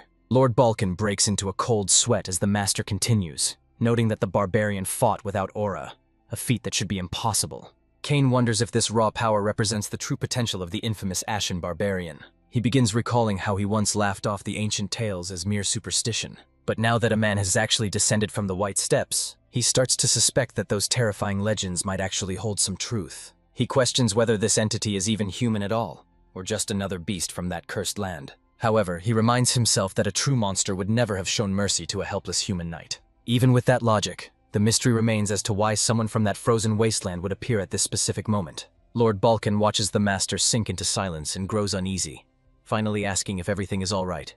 The master brushes it off, stating that such concerns belong to another time, before making a quick comment about the situation, complaining about how the emperor keeps making the most absurd demands. He advises the lord to set those worries aside for the moment. Then, he inquires if the barbarian is still within his territory, which the lord confirms. With a scoff, the master decides he needs to see this stranger for himself. Meanwhile, back at Lord Barkin's mansion, the captain asks about Catal's next move, but our protagonist isn't quite sure yet. Just moments ago, the captain had handed over the reward for the duel, and the lord personally granted him full autonomy to roam the domain without interference. Catal figures that while he lacks a plan, he definitely needs some form of identification, so he doesn't have to clear a dungeon every time he crosses a border. The Night Guard captain explains there are two solutions: either secure a high-status sponsor or join the mercenaries. However, since most mercenaries are glorified errand boys, the captain suggests a legend like Catal would be far better off finding a noble sponsor. But the moment the word mercenary drops, our boy flushes with excitement. To him, mercenaries are the cool, monster-hunting adventurers from his wildest fantasies. Grinning ear to ear, he immediately asks the captain where he can sign up. Taken aback, the man awkwardly points him toward the local guild. Wearing the expression of a man who just fell in love, our boy politely asks the captain to lead the way. You see, while some view these wandering nomads as romantic figures, society generally regards mercenaries as bottom-tier scum. They're treated as cannon fodder for dirty work, often losing their lives just trying to scrape by. Later at the guild hall, tensions boil over as one mercenary slaps another in a fit of rage. The opponent matches his rage, daring the scumbag to make the first move. Meanwhile, the other mercenaries treat the brawl like a spectator sport, even placing bets on the outcome, while the two madmen tear into each other for absolutely no reason. Nearby, a pink-haired receptionist asks her colleague, Rosa, for her honest opinion on the new recruits. Looking like she'd rather die than finish her shift, the blonde replies that the current batch is nothing but a circus of weirdos. First is a delusional man playing paladin without powers. Next is a thief who looks like a Sekiro reject. And finally, a priestess who is normal but worships a god so sketchy that no one trusts her. The description leaves the pink-haired girl speechless, while Rosa sighs, lamenting her dead-end job babysitting these brain-dead monkeys. She silently prays for a handsome knight to sweep her away from this administrative hell.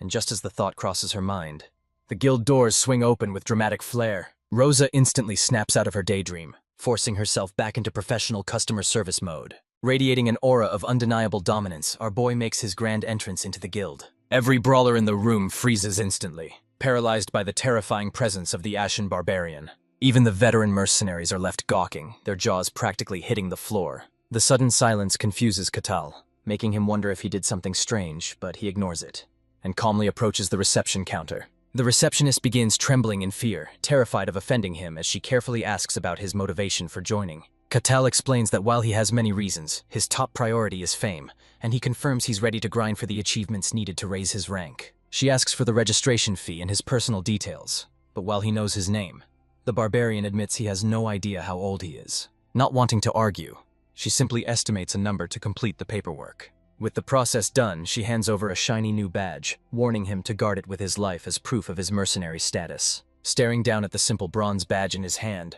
our boy's mood instantly lifts, and he immediately asks if there are any available quests. His eagerness to work catches her off guard, but she proceeds to lay out the limited selection of requests available to a new recruit. Catal stares blankly at the meager list of menial chores permitted for an F-rank mercenary. Rosa begins sweating bullets, terrified that the proud barbarian might take offense and lash out in anger. Hesitantly, she stammers that better jobs will open up once he builds a solid track record. To her surprise, however, he doesn't complain and makes a quick decision. He points directly to a simple herb-gathering request. Rosa blinks in confusion, asking if he's truly satisfied with such a humble task. Catal confirms his choice and asks for details on where to find the target vegetation.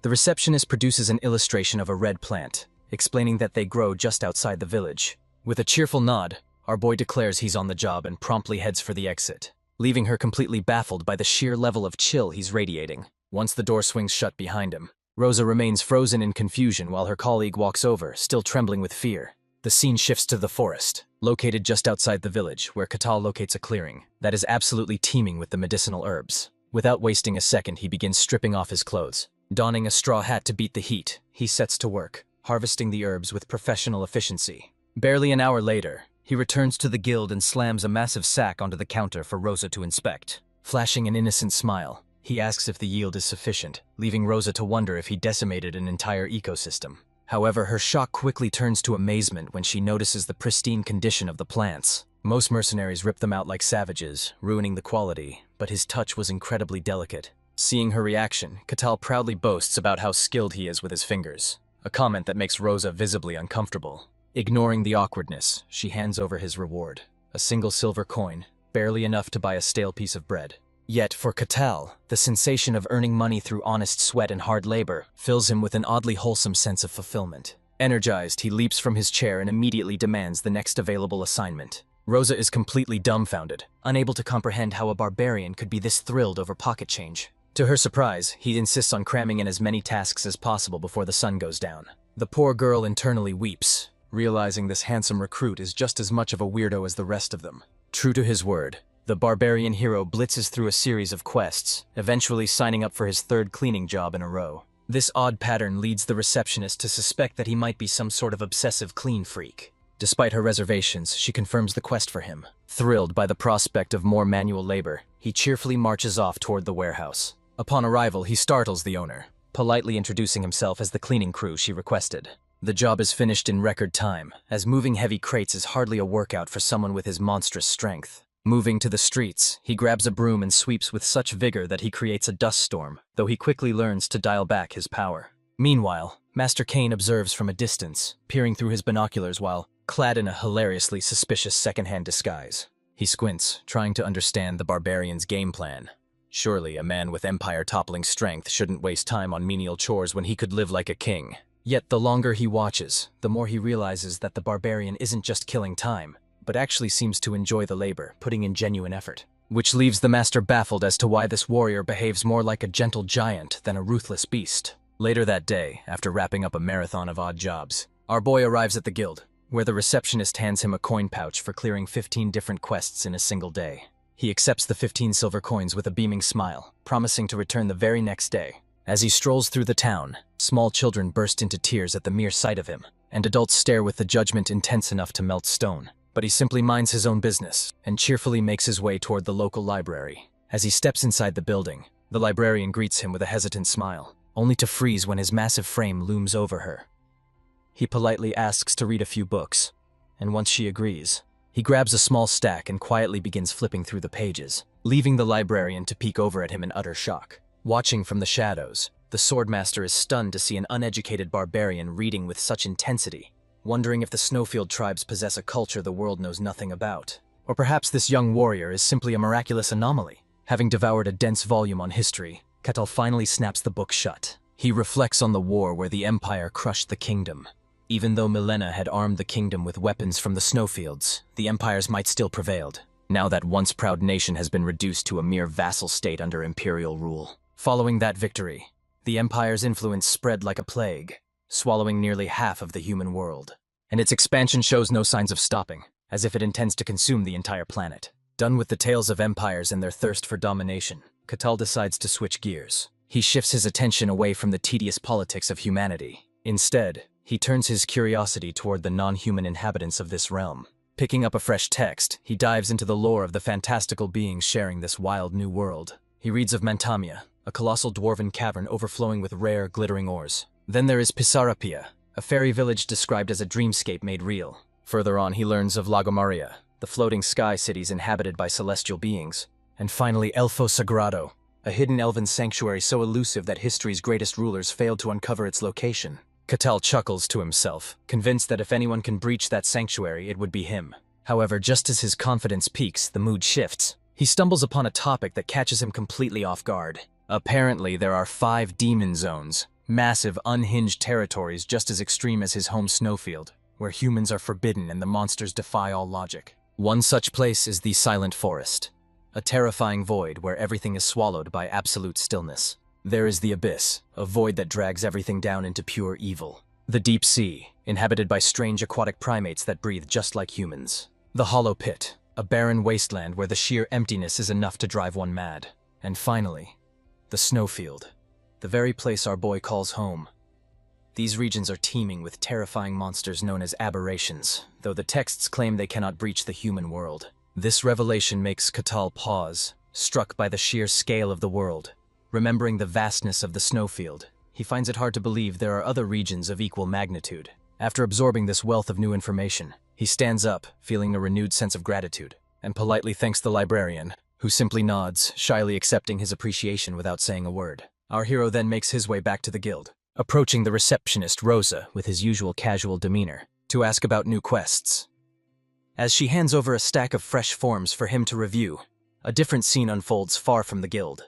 Master Cain finishes his observation, concluding that the time has finally come to confront the mysterious Ashen Barbarian directly. Later that night, amidst the lights of the bustling city, Catal strolls home, feeling satisfied after knocking out over a dozen small requests in a single day. He is pleasantly surprised to see how those meager rewards have stacked up to a respectable sum. Walking alone under the dim moonlight, he muses that at this pace, global fame as a mercenary is practically within reach. However, he remains blissfully unaware that a certain hooded, mustached man is lying in wait just around the corner. Suddenly, the hooded elder steps directly into his path and locks eyes with him, fixing him with a piercing stare, while the swordmaster stands there, attempting to maintain an air of mysterious cool. Our hero casually reveals he's been aware of the tale all day, leaving Master Cain visibly rattled. He coldly demands to know what business the stranger has with him.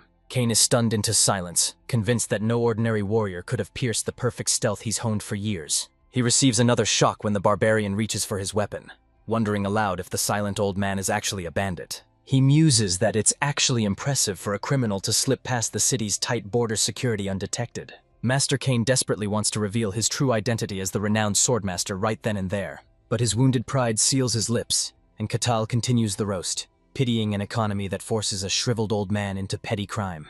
However, his feigned pity quickly transforms into a smug, predatory grin, as he figures capturing such a skilled infiltrator will be an easy way to boost his standing at the mercenary guild. Although the swordmaster isn't exactly thrilled about being mistaken for a common thug, he realizes this is the perfect opportunity to see if the barbarian can actually handle a serious threat. It allows him to test the warrior's true potential without the need to hold back. But as the barbarian begins to close the distance, the old master can hardly believe what he is seeing. His opponent completely vanishes into thin air, leaving absolutely no trace behind. Before his brain can even register the movement, Catal reappears instantaneously, hovering mere inches from his face, and his massive hand shoots toward the old man at lightning speed. At the very last moment, however, the swordmaster twists his body out of harm's way. Even Catal is impressed by the fluidity of the dodge, considering the man has one foot in the grave. Master Cain, on the other hand, nearly has a heart attack. He realizes that a millisecond of hesitation would have meant death, but the real shock is that he didn't sense a drop of aura from Catal. Meanwhile, the barbarian flashes a genuine smile, clearly appreciating the old man's reflexes. Cain wonders if that strike was powered solely by raw physical strength, but he doesn't have time to think. He adopts a serious expression, deciding to go all in with his counterattack. However, his momentum is halted instantly when his opponent suddenly vanishes and reappears behind him, gripping his shoulder hard enough to nearly dislocate the joint. The swordmaster is stunned, realizing his heightened senses failed to pick up even a trace of the movement. Before he can react, Catal traps him in a tight arm lock. Master Cain struggles with everything he has, but initially fails to break the hold. He realizes this battle has devolved into a contest of sheer physical might. The swordmaster flares his energy, pushing back against the restraint with full force. As soon as Catal feels that sudden surge of power, our boy is genuinely impressed by the resistance. Using that burst of energy, Master Cain finally manages to break free. The old man looks proud for a split second, feeling as though he's proven his worth. But Catal ruins the mood, remarking that bandits these days know some surprisingly advanced techniques. He notes the mana flowing through the old man's body, a feat reserved for elites, finding it strange that such a powerhouse would pose as a lowly bandit. Meanwhile, Master Cain can't comprehend what this oblivious fool is actually made of. The mana manifesting around his body should shred a normal human to pieces upon the slightest contact. Yet this barbarian stands there completely unscathed. Catal tells the old man he doesn't understand the fancy technique, but declares that playtime is officially over. Sensing the threat, the swordmaster instinctively grabs his hilt, but before he can even draw the blade, the Ashen Barbarian calmly slides the weapon right back into its scabbard. This level of humiliation is unbearable for a man of Cain's legendary stature. He strains with all his might to force the sword out, but he is no match for Catal's overwhelming grip. Then, watching that massive hand inch slowly closer to his face, the swordmaster finally accepts the grim reality that his time is up. With that, the barbarian hoists him over his shoulder, scoffing at what passes for a bandit in this fantasy world. Over at the guard tower, the captain watches on in absolute horror. He sees the Ashen Barbarian casually dragging Master Cain along like a domesticated pet. He initially assumes Catal attacked the swordmaster, but when our boy cheerfully reports capturing a criminal, the captain's jaw nearly crashes through the floor in disbelief. Wearing a radiant smile, Catal asks if his mercenary rank will increase now that he's caught such a villain. After struggling to compose himself, the captain wonders how a legend who transcended human limits was dragged in here like a beaten stray dog. Taking a deep breath, the captain firmly explains that the man he captured is definitely not a bandit. So naturally, our big-brain barbarian concludes that the guard must be the bandit's accomplice. The guard bows, revealing that this old man is actually the Gehentra Kingdom's esteemed swordmaster. Yet Catal remains entirely unconvinced by this absurd claim. Deadpan, he insists the senile bandit only attacked him to snatch his silver coins. The guard is adamant he wouldn't mistake the swordmaster, even when Catal suggests the old man used illusion magic. The captain counters that a mage of that caliber would be famous too, leaving Catal wondering if they hand out titles to just anyone. Exhausted by the barbarian's oblivious nonsense, the guard cuts to the chase. The knight captain reconfirms the old man's identity one final time. He then declares that he must report this entire incident to his lord immediately. Back at the mansion, Lord Barkin is flabbergasted to learn that Master Cain was thrashed by a random barbarian. Hours later, Catal is summoned to the estate, where he politely offers an apology to Master Cain. The old master reciprocates, apologizing for the unfortunate misunderstanding. A heavy, awkward silence hangs in the air between the two warriors. Meanwhile, Lord Barkin and the knight captain are stunned, realizing the swordmaster has suffered his first ever defeat. This implies the Ashen barbarian is stronger than one of the kingdom's most elite fighters, even if Master Cain is considered a lower-tier expert who only recently reached superhuman status. The fact that Catal effortlessly crushed him proves he is a walking monster.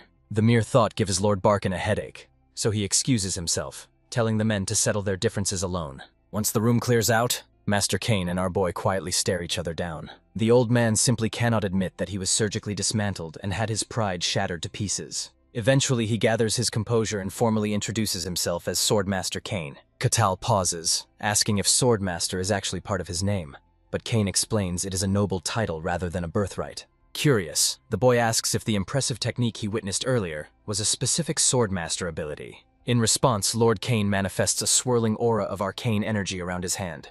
Catal leaps from his chair in pure excitement.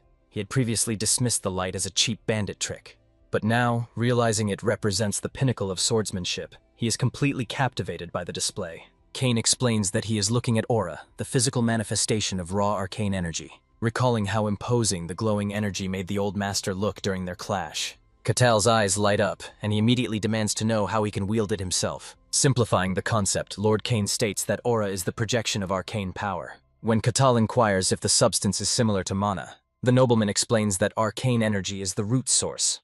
It becomes aura for swordsmen and mana for mages. This mysterious power piques Catal's interest, and he eagerly begs for lessons, despite the embarrassment of admitting his total lack of background. Noticing the barbarian's genuine intensity and desire to learn, Lord Cain questions why someone who is already physically stronger than a swordmaster would even need these techniques. Catal admits that he lacks refined skill, currently relying on nothing but brute force and wild swings to survive. This confession soothes the swordmaster's ego, suggesting he only lost because he never had the chance to draw the weapon he mastered. Eager to salvage his dignity and reputation, Lord Cain decides to reclaim his honor by educating the barbarian. He agrees to the training, declaring that a warrior is only half a man without his sword. Catal nods, bluntly agreeing that Cain was pathetic because he couldn't use his weapon, leaving the old man stunned by his brutal honesty. Our boy remarks that the kingdom's standards for swordmasters must be slipping, a comment that only fuels Cain's rage. However, he softens the blow by admitting that Cain likely would have won if he had actually drawn his blade.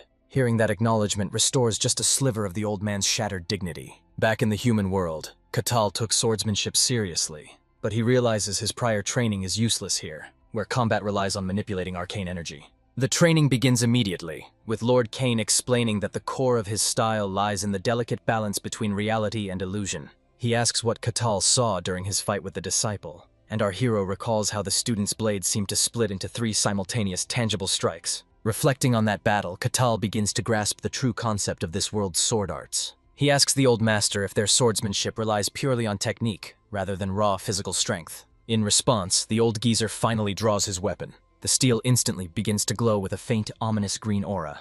It's a display of power that immediately captures Catal's full attention. Still grumbling about teaching such a refined art to a mere barbarian, Cain prepares to demonstrate. He drives his blade swiftly into the ground. The earth cracks open as the single strike divides neatly into 5 precise, devastating attacks. Cain launches into a complex explanation about how these various techniques coexist and evolve. But Catal isn't interested in the boring theory. Instead, he boldly claims that he can simply copy the skill right now. The old swordsman scoffs at the arrogance, calling it utter nonsense. He refuses to believe a novice could mimic a technique he spent his entire life mastering. Ignoring the doubt, Catal steps up and takes a swing. He executes the move without a second thought. To everyone's shock, the attack actually splits into 5 distinct strikes. The old master freezes in place, unable to process the impossible sight he just witnessed. When Catal asks if his replication was accurate, the master admits that while it looked convincing, the barbarian merely used raw speed to mimic the effect. Although momentarily deceived, he regains his composure and insists there was no real technique behind the blow. Catal calmly counters that since swordsmanship is for combat, the end result matters more than the method. The old man grows uneasy, shedding a few tears as he realizes the barbarian's logic might actually be sound. Refusing to be humiliated, Lord Cain decides to escalate the challenge to prove his superiority. He performs an advanced maneuver where his entire body appears to split apart. He proudly declares this technique is bodily separation, a feat requiring absolute mastery of aura. Turning to Catal, he issues a direct challenge, asking if he can copy this complex move as well. Without a moment's hesitation, the barbarian steps forward to answer the call. Utilizing godlike velocity, he replicates the illusion, making it appear as if his body has truly split. The sheer force of his movement tears the roof off the building and even stirs up a violent whirlwind in the process. Standing tall, the ashen barbarian confidently asks if he achieved the correct form. The old man, unable to maintain his composure, drops to his knees with tears in his eyes. He simply cannot accept that a brute like Catal could instantly mimic the techniques he spent an entire lifetime refining. Catal turns to him, teasing that for someone with such a stern face, he really wears his heart on his sleeve. Trying to lighten the mood, Catal assures him that his swordsmanship is actually quite impressive. He even downplays his own victory, claiming he was just swinging his axe with brute force and no real skill. That little bit of praise is all it takes to instantly lift the old master's spirits. In fact, he immediately spirals into a state of smug self-satisfaction. He proudly convinces himself that he is the only one in the world capable of mastering both illusion and reality. Clenching his fist, he whispers a reassurance to himself that his technique is absolutely flawless. He decides the real problem is that this barbarian is just a maniac. But then Catal respectfully asks if the old man would teach him the secrets of his arts. The old geezer, still recovering from his emotional roller coaster, takes a deep breath. He apologizes for his unsightly outburst, and his demeanor quickly shifts to one of serious focus. He explains that the first step is learning to control aura, which requires a true comprehension of the arcane. Lord Cain adds that reaching the higher realms is impossible without awakening this power, unless one is among the rare few blessed by the divine. Curious, Catal asks if this divine power is something entirely different from the arcane. Master Cain clarifies that a divine gift is bestowed by the gods, having no connection to an individual's talent or effort. He presses on with his explanation without pausing. He describes the arcane as a dormant force within everyone, the fundamental origin from which all other abilities spring. He then begins to outline the 5 distinct stages of arcane mastery. The very first stage is simply acquiring the ability to sense its presence. Catal wonders aloud if just anyone is capable of achieving that first step. But the old man shakes his head, explaining that only those who can feel it are worthy of being ranked in the 3rd class. As Master Cain elaborates on the 5 distinct stages, Catal recalls a specific detail Milena once mentioned, and suddenly the concept begins to click into place. The old man notes that this structure is merely a guideline, as the boundaries between classes are rarely so distinct. Moving past the theory, they officially begin the first stage, arcane perception. Master Cain instructs him to close his eyes and reach out to feel his surroundings, explaining that awakening this perception requires pushing every single sense to its absolute limit. He likens the sensation to feeling the wind against one's skin, followed by detecting an underlying secondary presence in the air. However, after only a few seconds pass, Catal bluntly admits that he senses absolutely nothing. Mildly shocked, Master Cain didn't expect him to hit a wall so quickly, admitting he assumed a warrior of Catal's caliber would have some natural aptitude for it. While untrained warriors typically develop this sense gradually, this barbarian proves to be a bizarre anomaly. Cain theorizes that this spiritual blockage might be a side effect of the White Wasteland. Catal confirms this, recalling that none of his fellow barbarians had any concept of arcane energy. Accepting this, Cain decides to skip the subtle approach and unlock Catal's path through brute force. Although Catal barely comprehends a word of the old man's explanation, he lights up with excitement the moment he realizes Master Cain is about to transfer raw aura to him. Showing the true soul of an aura farmer, Catal eagerly declares he's ready for whatever comes next. He sits down with high expectations, while the Swordmaster tells him to let go of all tension and focus completely on what is happening inside his body. After that, Master Cain places a steady hand on his back and begins channeling aura, but he freezes for a second. He senses what is actually going on inside this guy. He starts questioning whether the Ashen Barbarian is even human. because his insides feel more solid than the rock, and his muscle density is so absurd it might as well be a black hole. Still confused why nothing is happening, Catal turns his head around and asks what the holdup is, and the old man admits that he was lost in thought. However, Master Cain quickly realizes that he simply cannot reach Catal's arcane core. No matter how far he pushes his aura, it feels like he is being pulled deeper and deeper into some never-ending abyss that keeps crushing him with its raw pressure. Eventually, he admits that this method will not work at all. Hearing that, Catal's disappointment is immeasurable and his day is ruined. He stares in confusion and frustration, asking if it is just not possible because he has zero talent for magic. But Master Cain firmly clarifies that simply channeling aura into him is not enough to draw out the arcane from someone, so the only remaining option is for people like him to awaken it on their own. The problem is, though, that he could not even find a trace of arcane anywhere in the Catal's entire body. Baffled, our boy asks if that means he just does not have the power in him at all. And Master Cain explains that he simply could not confirm anything because Catal's body is far from normal. The Swordmaster explains that his aura needs to pass through the body smoothly, but Catal's build is so absurdly solid that his aura cannot travel far enough inside. After realizing that even a top-tier Swordmaster like this guy cannot help him, he pouts like a kid and mutters that this means he will never get to use that cool, mysterious power. In response, Master Cain tells him that he cannot say for sure whether there is a path or not. He suggests that Catal finds a Swordmaster with a more potent aura, or perhaps tries his luck at the Mage Tower instead. Cain sincerely apologizes for his inability to provide further assistance. Catal casually brushes it off, assuring him that everything is fine since a sliver of hope remains. Afterward, he thanks the veteran swordsman for everything he has taught him. Master Cain stands there, completely stunned by the display of manners. Up until now, every barbarian he'd met was just a violent, mindless beast unfit for civilized society. Realizing Catal is an exception, Master Cain asks if he would consider joining the kingdom. This would involve pledging his absolute loyalty to the king in exchange for noble status. Cain insists he would quickly rise through the ranks due to his immense power, and even offers to sponsor him personally. However, our hero declines the tempting offer, preferring a life on the road over settling down, much to the Swordmaster's disappointment. Catal's raw power would be a massive asset to the Empire, so Master Cain presses the issue one more time. He asks if Catal truly has no interest in this once-in-a-lifetime opportunity to become nobility. But the Barbarian makes it clear that he is a free spirit who bows to no man.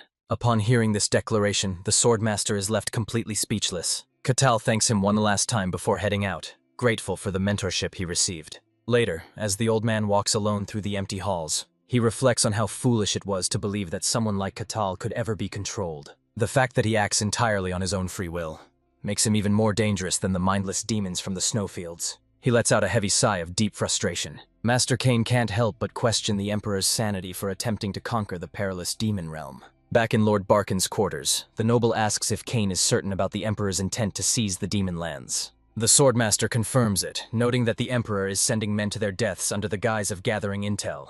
Such recklessness fuels suspicions that he might be the reincarnation of a former Mad Emperor. Since the Empire hasn't even unified the human realm, Cain warns that their own summons to the front lines may be imminent. He also alerts the Lord to unconfirmed but escalating reports that dungeon outbreaks are intensifying, a phenomenon likely caused by the blight bleeding in from the demon realm. Regardless of the cause, it is the common people who will suffer the most. Finally, Cain raises one last concern. The massive anomaly that escaped the wasteland is now roaming free. Laying the facts bare, he asks for the Lord's assessment of the situation.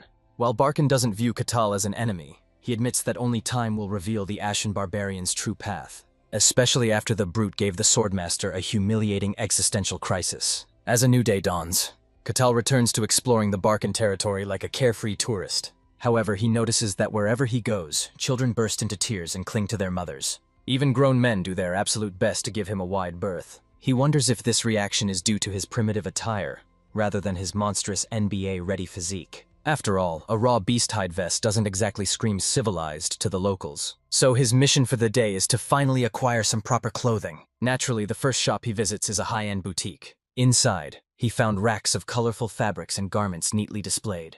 However, when the manager saw the hulking beast that had just walked in, he nearly fainted from sheer terror. After all, how would you react to a towering barbarian demanding fresh drip? On the verge of tears, the manager apologized, explaining they had nothing in giant sizes. But if he was willing to wait, they could certainly tailor a custom order to his dimensions. This cheered Catal up immediately, and he excitedly placed his request. The manager took his details, promising to notify him the moment the outfit was ready. The poor tailor feared that if the final product didn't meet the barbarian's standards, both his business and his life would be swiftly extinguished. After getting measured and finalizing the order, Catal headed back toward the guild hall. Along the way, he stumbled across a curious blue gem lying on the roadside. Intrigued by the discovery, he stopped to pick it up. Inspecting it closely, he found himself mesmerized by its captivating luster. Catal innocently pocketed the shiny stone, deciding to ask the guild staff about it. As usual, he went straight to Rosa, the receptionist, for answers. The barbarian handed her the object and asked if she had any information. Rosa examined it briefly and concluded that it wasn't actually a gemstone. The surface was far too smooth to be something naturally occurring. It appeared to be man-made, but without markings, its purpose remained a mystery. As the receptionist stares deep into the azure sphere, the object's brilliance begins to lull her into a trance. Noticing this, Catal snaps his fingers to break Rosa out of her daze. The sudden noise jolts her back to reality, prompting him to ask if she's feeling all right. He had to intervene, seeing as she was becoming dangerously captivated by the item. She hadn't even noticed the pull, but now Rosa senses the strange energy radiating from it, suggesting they get it appraised professionally. However, Catal decides he'd prefer to investigate the mystery himself. Treating it like a side quest, he shifts gears and asks Rosa for the daily job list before heading out. As usual, it's a collection of menial chores: pulling weeds, digging potatoes, and cleaning sewers. While other mercenaries might scoff at such grunt work, Catal is more than happy to tackle these novice tasks. He blitzes through the entire list in record time, collects his hard-earned rewards, and heads back to his room to wrap up another fulfilling day. Once alone, he retrieves the mysterious orb to examine it more closely. He recalls how Rosa nearly lost her mind to a hypnotic daze just by looking at it. Suddenly, a disembodied voice calls out to him from within the artifact. His consciousness is pulled inward as the voice attempts to guide him somewhere. It projects a map into his mind, likely using some form of domination magic to compel him. But with nothing better to do that night, Catal decides to simply play along with the entity. Donning his beast-hide vest, he followed the instructions, though the nagging voice was becoming a nuisance. He waded through tangles of wild vines and traversed the city's desolate outskirts, until finally he stumbled upon the mouth of a concealed cavern. With an amused smirk, he stepped boldly into the dark maw, unfazed by whatever entity awaited him within. Unbeknownst to Catal, eyes were already upon him the moment he set foot in the dingy cave. The observer saw him merely as fresh fuel, a massive, dim-witted barbarian perfect for an offering. Deep inside, a skeletal monstrosity trembled with glee, eager to claim this 10th victim to complete his resurrection. Ages ago, during an era of endless war, this evil mage had engineered the ruin of kingdoms by manipulating human emotion and controlling the minds of countless monarchs, ruling from the shadows as their puppet master. But eventually, his atrocities drew the ire of heroes who hunted him down. Before the final blow, however, he transferred his soul into a vessel, becoming a lich. He became an eternal, undying spirit, irrevocably bound to his phylactery. Since then, the former tyrant has been lurking in the dark, patiently plotting his return to dominance. Requiring souls to fuel his revival, he settled in this remote territory, scattering bewitching orbs to lure unwitting victims to their doom. These innocent lives fueled the mana core required for his rebirth, granting him power far greater than before to conquer the world anew. After countless years of waiting, his ultimate goal was finally within reach. Yet, he found himself puzzled as to why a barbarian would wander into such a desolate region. Northerners rarely left their frozen nests, but considering the brute's massive size, he would certainly make for a bountiful offering. The orb was enchanted to ensnare those without magic resistance, ensuring only ignorant, non-magical mortals would fall for the trap. Thus, the Lich was certain this barbarian was nothing more than a simple brute, completely void of arcane sense. He allowed the warrior to follow the voice deeper, eager to claim the final piece for his glorious resurrection. Meanwhile, Catal casually strolled through the dank corridors until he arrived at a wooden gate. The moment he pushed open the ancient door, he discovered a grotesque skeleton mage channeling a dark aura. Recognizing the creature as a genuine lich, Catal nearly burst with excitement, for he knew that these beings were once mages who achieved the pinnacle of sorcery, representing the ultimate fantasy villains. While the barbarian geeked out, completely devoid of fear or apprehension, the lich began to feel genuinely unsettled. Catal finally had a culprit responsible for the orb's powerful luring effect. Confused, the lich couldn't sense any mana from this musclehead, concluding he must possess a high-tier artifact shielding his mind. He commended the barbarian's luck in finding such a treasure, though Catal had absolutely no clue what the monster was rambling about. The lich waved his scepter to reanimate the scattered bones around the crypt, infusing them with dark mana. He threatened to crush Catal by force, commanding his minions to swarm the living sacrifice. However, Catal was simply thrilled to experience a classic dungeon showdown with an evil boss. As soon as the first skeleton entered his striking range, he backhanded the pile of bones straight into the dirt. The blow was so forceful that it sent shivers down the summoner's spine, watching as the skull cracked and shattered upon impact. Catal considered the slap a bit flimsy, yet it yielded far better results than he had anticipated. Wounded by the insult, the Lich targeted Catal's limbs, deciding that a crippled sacrifice would serve the ceremony just as well. The next wave of skeletal warriors was an upgrade, brandishing rusted swords. Catal scoffed at the threat, unleashing a haymaker that instantly shattered the first attacker's jaw. Before the dust settled, he followed up with a strike that added another crushed skull to his tally. He dropped the third enemy with a brutal, bone-snapping roundhouse kick, and with casual ease, he sent the fourth crumbling back into the dirt. Watching his minions get dismantled one by one left the Lich completely slack-jawed in disbelief. Catal was already well-versed in handling these bony bastards from his first dungeon run. Crushing the head was always the most effective method. In fact, he was openly disappointed that the Lich hadn't summoned a Death Knight or something remotely challenging. Hearing this casual mockery dealt a critical blow to the Lich's fragile ego. The Bag of Bones stammered in rage, declaring that he was done playing nice. Raising his scepter high, he conjured a new, more distinct summon from the earth. This creature rose clad in full-plate armor, forged entirely from condensed mana. It was a skeleton knight, yet Catal remained thoroughly unimpressed. He'd obliterated one of these recently, but he tried to convince himself that a Lich-crafted version might offer a better fight. As soon as the kill order was issued, the battle resumed. The skeleton knight surged into action, closing the distance instantly. Catal simply clenched his fist, bracing himself for the collision. As the knight swung its blade mid-charge, Catal decided to run a quick durability test on the poor bastard. With a look of sheer boredom, he punched a hole straight through the skeleton knight's supposedly impenetrable armor. Just like his first encounter with this type of enemy, the battle was an absolute stomp. However, unlike the previous skeleton knight he had effortlessly dismantled, this one still possessed enough resilience to demand a round two. Catal was pleasantly surprised by the creature's unexpected durability. The Lich frantically poured mana into the knight, pushing his limits to sustain the summon. The Bag of Bones snarled at Catal, defying the fact that most of its joints had already turned to dust. Catal simply stood his ground, waiting to see what the crippled undead had left in its arsenal. He clenched his fist, and with impeccable precision, timed a straightforward, devastating punch directly to the face. Once again, the knight was sent flying across the room like a bony rag doll. It slammed into the cavern walls, its shattered bones mingling with the debris. The Lich could feel his grand dreams of resurrection slipping through his skeletal fingers. Unbothered, Catal stepped forward. The sound of loose bones crushing beneath his boots echoed through the hall. He turned to the summoner, asking the Lich if that was truly all he had. He was thoroughly underwhelmed by what was supposed to be this fantasy world's final boss. The Lich was baffled. He couldn't sense an iota of magic from the Barbarian, and even a cloaking artifact would leak some mana. He was forced to admit that this man was simply built different. A monster destroying a skeleton knight with nothing but raw physical strength. In all his countless years of existence, he had never witnessed anything quite so absurd. Deeming Catal a worthy opponent, the Lich prepares to face the Barbarian personally, urging him to consider it an honor to witness his wrath firsthand.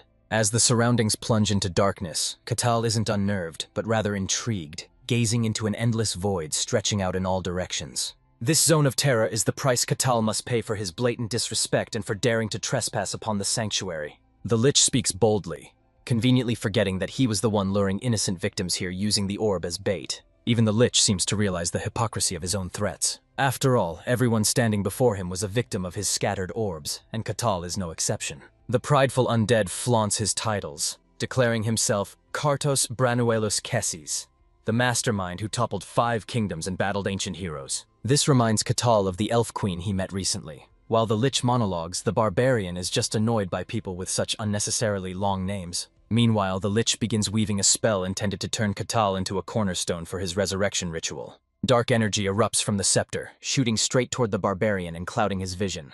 The world spins around him as his gaze becomes locked onto the swirling vortex of dark power. This particular magic is designed to manipulate and control human emotions. By drawing out negative memories, it traps the victim in a cycle of despair, rendering them paralyzed and mentally broken. It is a unique spell developed by Kartos himself, a low-cost ability that makes him nearly invincible in single combat. He is certain a mere barbarian with no arcane knowledge will crumble instantly, and Kartos begins planning his next move, assuming the brute is already compromised. Perhaps he can capture this anomaly and study him for a moment before the sacrificial ceremony begins. Kartos commands his skeletal minions to move in and retrieve the presumably dazed barbarian. But the moment the lanky Bag of Bones tries to get close, Catal launches the fool into the stratosphere, sending the poor skeleton smashing into the cavern ceiling. Its skull is instantly crushed and pulverized upon impact. All signs of haze were gone from the barbarian's eyes, and the Lich was on the verge of crashing the fuck out. Every summons he tried ended up being bone meal for the cave's barren ground. He was sure that the mind control spell worked perfectly. Catal was utterly unimpressed by all the tricks. The skeleton summoning is becoming a little repetitive. He sighed with boredom. His dream of having an epic battle turned out to be remarkably anticlimactic. With every word out of his mouth, the Lich's pride gets increasingly tattered. Kratos was under the impression that humans are creatures ruled by emotions. No matter how powerful they become, they all carry some form of heavy negativity buried deep in their hearts. That's why he sees his emotion control magic as an immutable and irresistible weapon. While Kratos was questioning the branch of magic he had dedicated centuries to perfecting, Catal was requesting some fireballs or magic missiles, something flashy.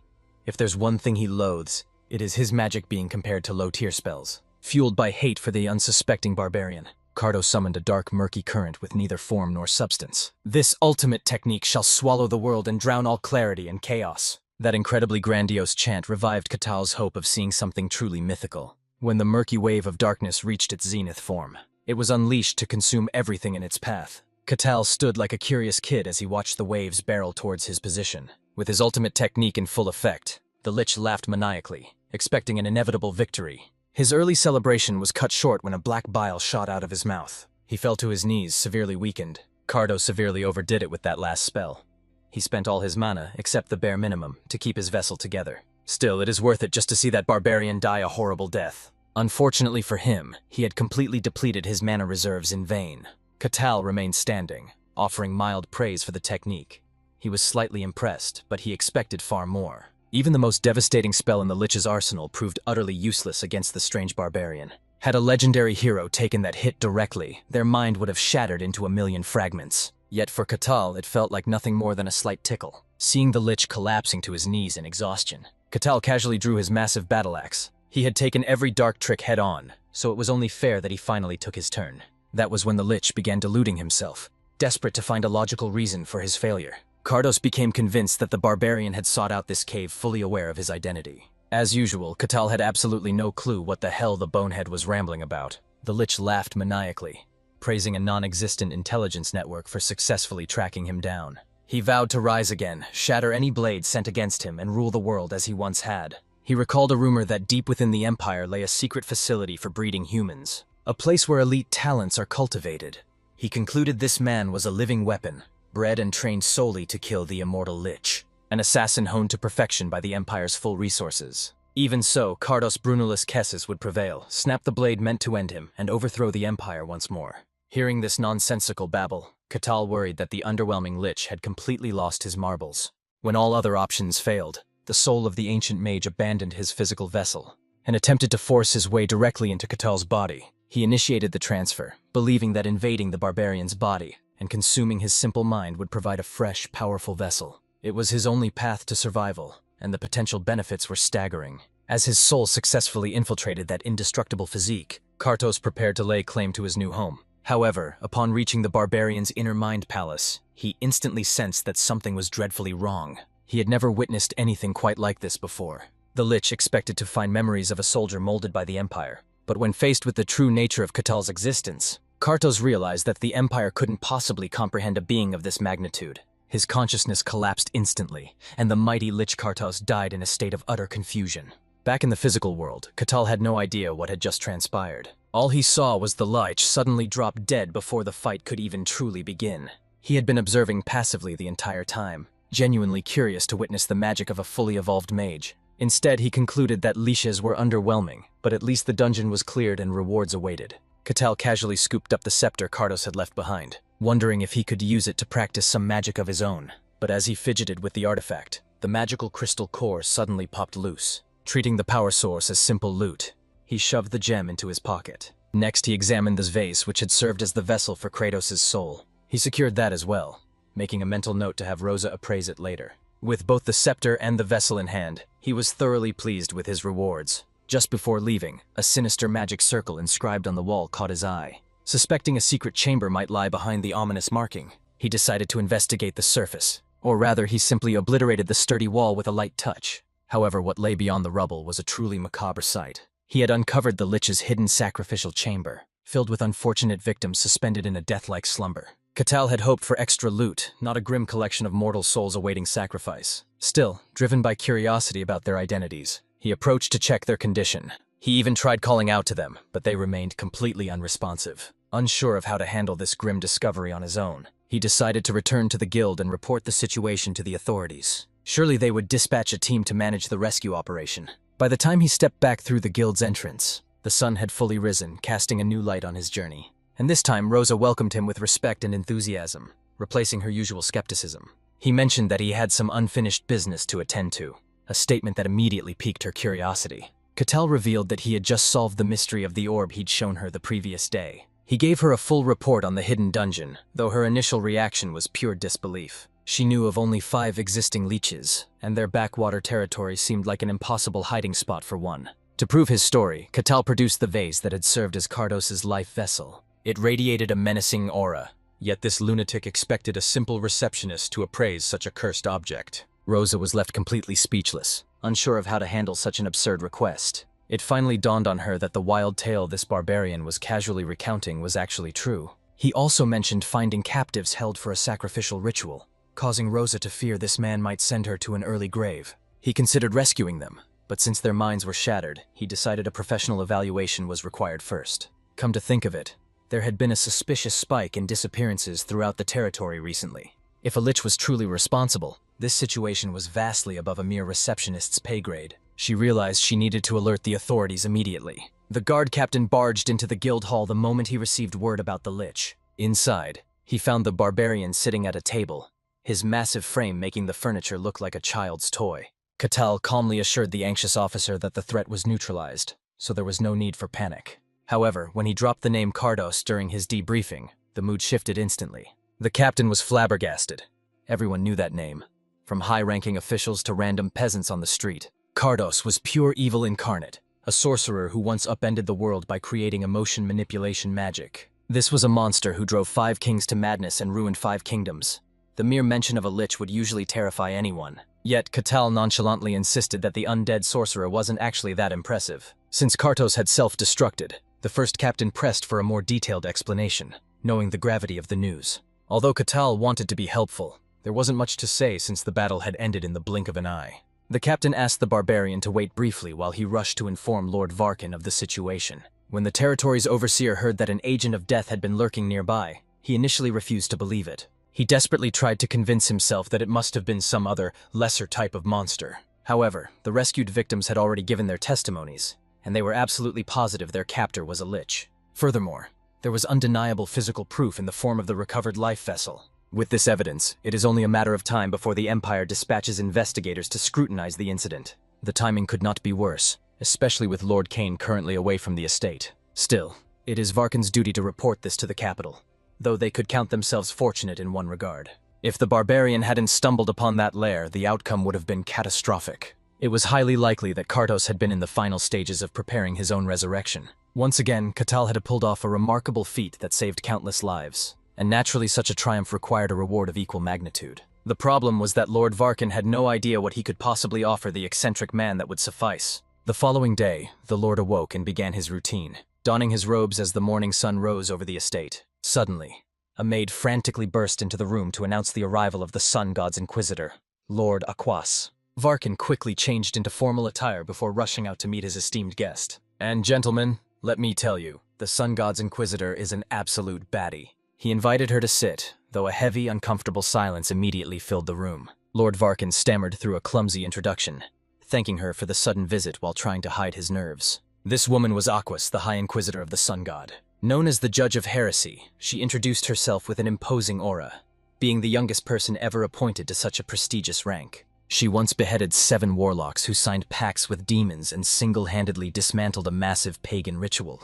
Aquas is hailed as the continent's most powerful inquisitor, commanding so much influence that even the Empire bows to the Church's authority. Her political power far exceeds that of a mere provincial lord like Luke. So why would someone of her stature travel all the way to this backwater countryside? Varkin began explaining the situation with the nearby hidden dungeon, quickly assuring her that the threat had already been resolved. Then he cautiously asked for the true reason behind her visit. She revealed that she had traveled this far to speak with him regarding a divine oracle. However, before revealing the prophecy, she demanded to know exactly what had transpired in his territory recently. Left with no other choice, Luke spilled all the juicy details about the lone barbarian who had managed to defeat the Lich. He also confirmed that the evil entity in question was none other than Cardos Brenuelus Kessis. To prove his story, he presented the phylactery that still housed the Lich's soul as a life vessel. Even the stoic Inquisitor was visibly taken aback by this revelation. She unconsciously gripped her sun pendant in shock, trembling in fear over the cataclysmic events that had just unfolded in this land.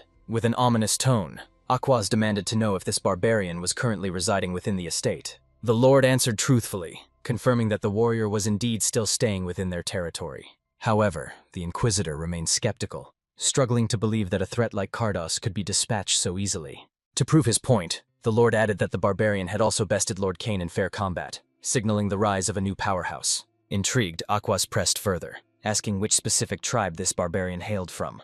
But when the Lord mentioned the White Wastelands, the atmosphere in the room shifted instantly. The Inquisitor immediately pictured a creature from the demon realm, as such beings were strictly forbidden from wandering the mortal plane. She realized that this anomaly might be the true reason she was guided here in the first place. Wasting no time, she formally requested an immediate audience with this enigmatic stranger. Meanwhile, oblivious to the political tension, Catal was busy examining his latest spoil of war. It was the crystal he had plucked from the Lich's scepter, a magical artifact that he decided to show to a mage later for proper appraisal. Checking the time, he realized he needed to head out, recalling the request he had received earlier that day. The captain had solemnly asked him to meet with the Inquisitor of the Sun God at the local church. He had also explicitly warned the barbarian to show the utmost respect to the holy woman during their encounter.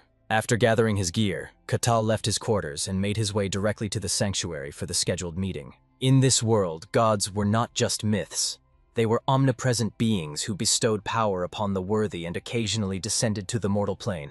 To honor them, humanity built grand shrines and churches, gathering in these sacred spaces to offer their worship and service. As he arrived at his destination and beheld the Church of the Sun God in person, Catal found himself genuinely starstruck by the building's sheer size and architectural majesty. The first captain briefed him on the procedure, noting that a guide would receive Catal the moment he stepped inside. Stepping through the doors, he was immediately struck by the grandeur of the church's interior. It was truly a sanctuary worthy of worshipping the sun god. 3 devoted nuns greeted him with respectful bows. They informed him that Inquisitor Aquaz was already awaiting his arrival. Feeling slightly out of place, he followed the nuns deeper into the building.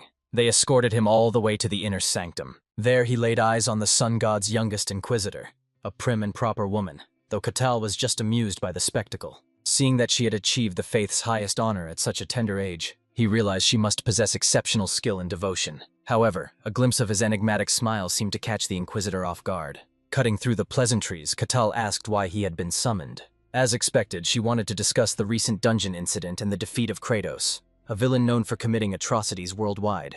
By her estimation, only a true hero would possess the strength to stand against such a terrifying force of nature. Catal understood her logic, but the Kratos he saw was just a bumbling skeleton who flailed around until he destroyed himself. He could tell the Inquisitor had reservations about his version of events, but he could only report the truth as he witnessed it. To verify his claims, Aquaz proposed allowing her god to serve as a direct witness to their conversation. Lying in the presence of a deity triggers a violent reaction, essentially a divine lie detector that smites the dishonest. Given the reputation of brutish barbarians, she expected him to refuse, but she had never met a warrior quite like Catal. He was more than willing to face the test, seeing it as a perfect opportunity to experience divine power firsthand. She was baffled to see him brimming with excitement rather than apprehension.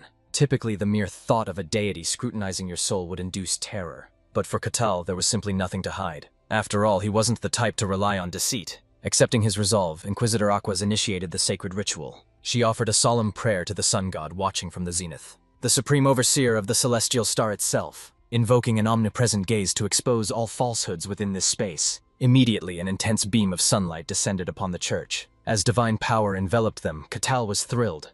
This was exactly the fantasy RPG vibe he wanted. However, the sensation itself was undeniably strange. Beyond the light, he sensed a massive, all-powerful presence that defied human description. Curiously, Catal sensed that this divine all-seeing eye was actually looking at him with confusion. The two sat opposite one another as the deity's essence permeated the air. The Inquisitor was simply relieved that no immediate divine retribution was triggered. Now they could finally converse without the shadow of deceit. Within this pillar of light, absolutely no falsehood would be tolerated.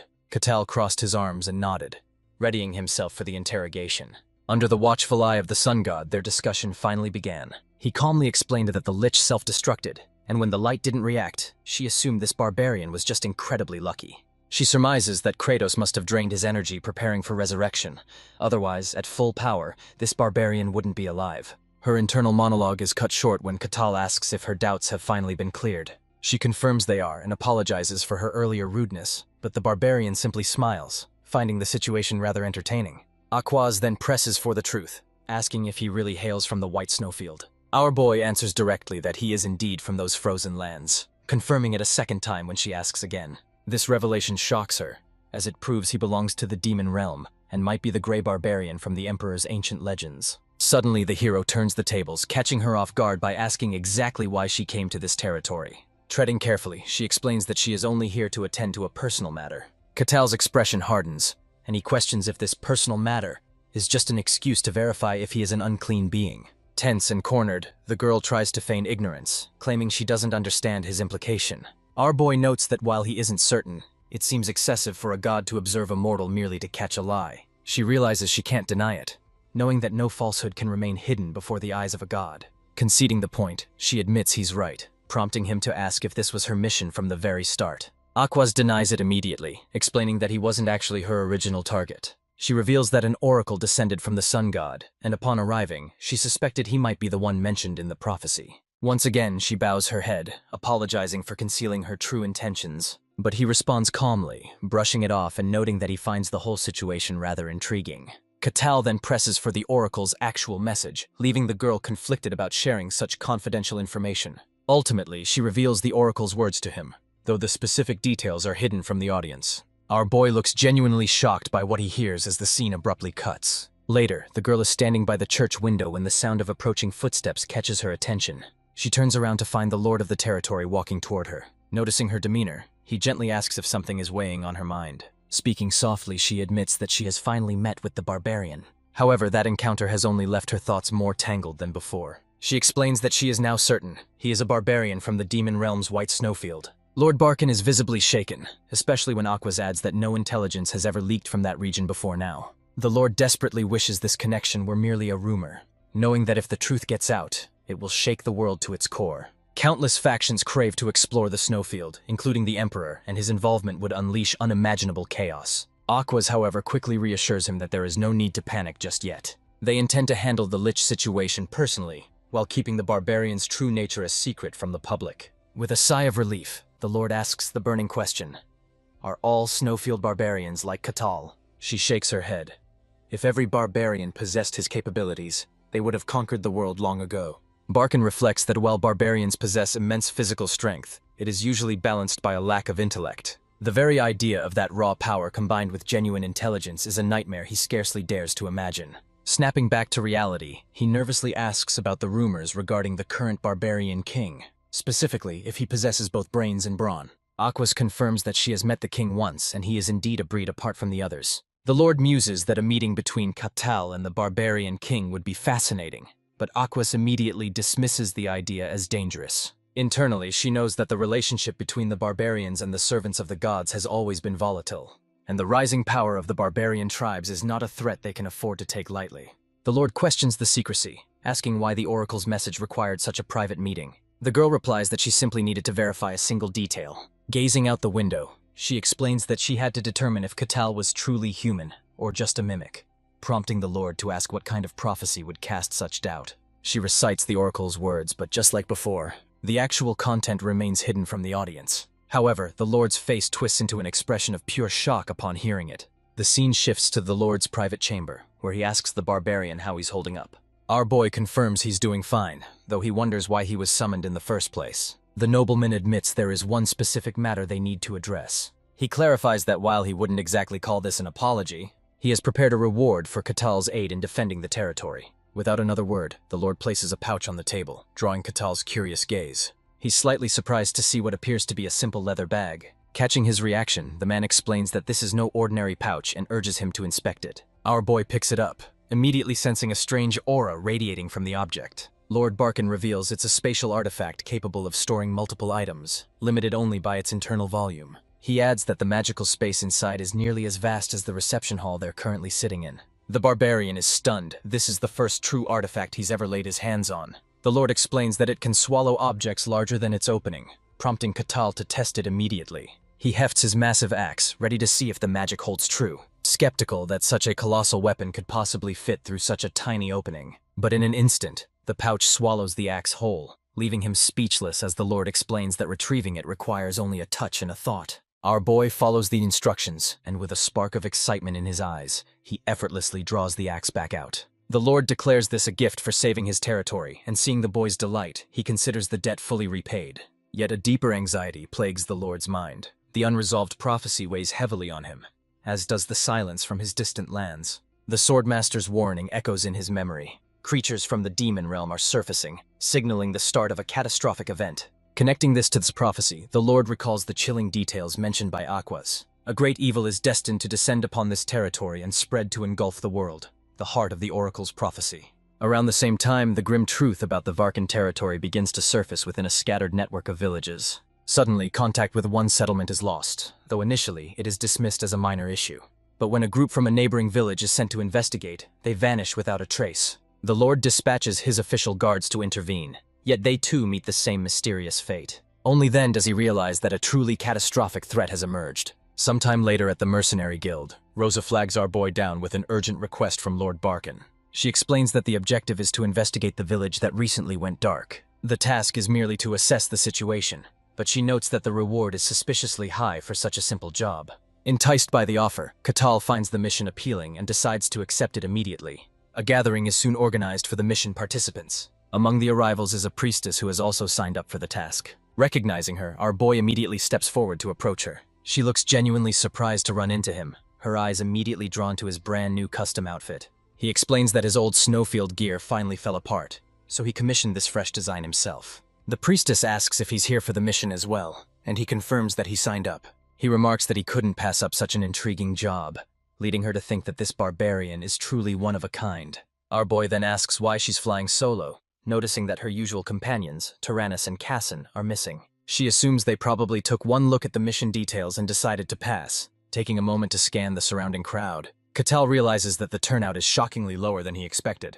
He assumed a simple high-paying gig would attract a swarm of mercenaries, yet there are fewer than 10 people here. The priestess explains that despite the good pay, there's a catch. This mission is far more dangerous than it looks. She shares a rumor that the last guard sent to the village never returned, implying the situation is grave. Even with that risk, Catal points out that the attendance numbers are still suspiciously low. Hesitating for a moment, the priestess leans in to share the real reason everyone stayed away. She reveals that Lady Aquas is involved, a name that catches him completely off guard. It turns out that Aquas, the terrifying heretic inquisitor of the sun god, is personally participating in this mission. She adds that few mercenaries dare to work near her, admitting she's terrified the girl might just kill her on a whim. Our boy immediately reassures her, claiming the inquisitor is actually quite polite and kind. When the priestess presses him for details, he casually confirms that they are friends. She struggles to process the idea that a ruthless heretic inquisitor and a barbarian could possibly be buddies. Catal steps forward to greet her warmly, but Aquas responds with ice-cold indifference, claiming she doesn't recall ever being his friend. He laughs it off, suggesting that they turn over a new leaf and become friends right now. The inquisitor coldly ignores the suggestion, turning her attention to the priestess instead to ask if she is a follower of Lady Calrosia. Our boy is surprised that she recognizes the priestess's affiliation so easily. The inquisitor then questions why the priestess is present, noting that Calrosia's followers are currently in a rest period, meaning only high-ranking members should be active. However, she quickly withdraws her suspicion, admitting she might be mistaken, as it is impossible for her to know the inner workings of every religious order. Just then, the guard captain arrives at the rendezvous point with his soldiers. Our boy recognizes him immediately and offers a cheerful greeting. The captain formally welcomes the participants, confirms the roster, and announces the start of the mission. With that, the group begins their march forward. Seeing everyone gathered together like this, our boy feels the atmosphere resembles the start of a raid. He asks the inquisitor if their departure means the predicted time has come. Taken aback, she hesitates for a moment, admitting that she cannot say for certain. The oracle's prophecy never reveals exact timing, so it's possible the village simply lost contact for mundane reasons. The barbarian smiles, noting that the possibility of danger still remains. Eventually, the group arrives at their destination. Upon seeing the sight, Catal and the priestess freeze in their tracks. They are left completely stunned by the scene ahead. A silent, seemingly peaceful village lies stretched out before them. The guard captain scans the perimeter with sharp eyes, unsettled by the unnatural quiet. He asks the inquisitor if she detects any presence, but she calmly reports sensing absolutely nothing. Taking this in, the captain concludes that the villagers must have already fled. He firmly orders the squad to split up and scour the area for any clues. The team acknowledges the command and immediately fans out to begin the search. Yet the captain remains on edge. This small settlement barely supported 100 souls, and somehow every single one of them has vanished without a trace, leaving him desperate for answers. As the investigation gets underway, one of the soldiers freezes the moment he steps into a nearby house. His eyes widen in disbelief at the sight of food set out on the table. He urgently calls the captain over to report the strange anomaly. At first, the captain assumes the panicked villagers abandoned their meals mid-flight. However, the soldier drops a chilling detail. The food is still warm. The captain's expression shifts to pure shock. He steps inside to stare at the steaming meal, his mind racing because contact with the village was lost days ago. Furthermore, previous investigators had already been sent here, and none of them ever returned. He demands to know if there are any tracks or signs of hiding, but the answer is a terrifying negative. Despite the impossibility of the situation, he orders them to keep searching. Everywhere they look, the area is teeming with signs of recent activity. Yet there isn't a single soul in sight. The captain checks in with the other teams, only to hear the same unsettling report. There are clear traces of habitation, but absolutely no evidence suggesting anyone actually left. Desperate for answers, he turns to Aquas, asking if she has any insight into this anomaly. Visibly distressed, she admits that she is just as baffled as he is. Running out of options, the captain poses the same question to our boy. However, Catal merely shakes his head, having found no physical clues either. The captain's frustration mounts, until our boy calmly suggests they simply ask someone who actually knows the truth. The suggestion hits at the captain like a bolt of lightning, leaving him stunned. Our boy reveals that they aren't alone, claiming that an outsider is standing right among them. The captain's heart skips a beat, and he stares at the barbarian in utter confusion. Catal explains that he senses a foreign presence, suddenly pointing a finger at a woman blending into the crowd who definitely doesn't belong. The mysterious woman offers a faint, intrigued smile, impressed that he saw through her flawless disguise. Catal retorts that it's only natural to notice when a stranger suddenly appears right in front of you. Letting out a light, amused laugh, the woman remarks that she usually remains completely undetected. She notes that not even the sun god's inquisitor was able to sense her presence. She observes Catal closely, noting that the barbarian shows no signs of a mystical awakening.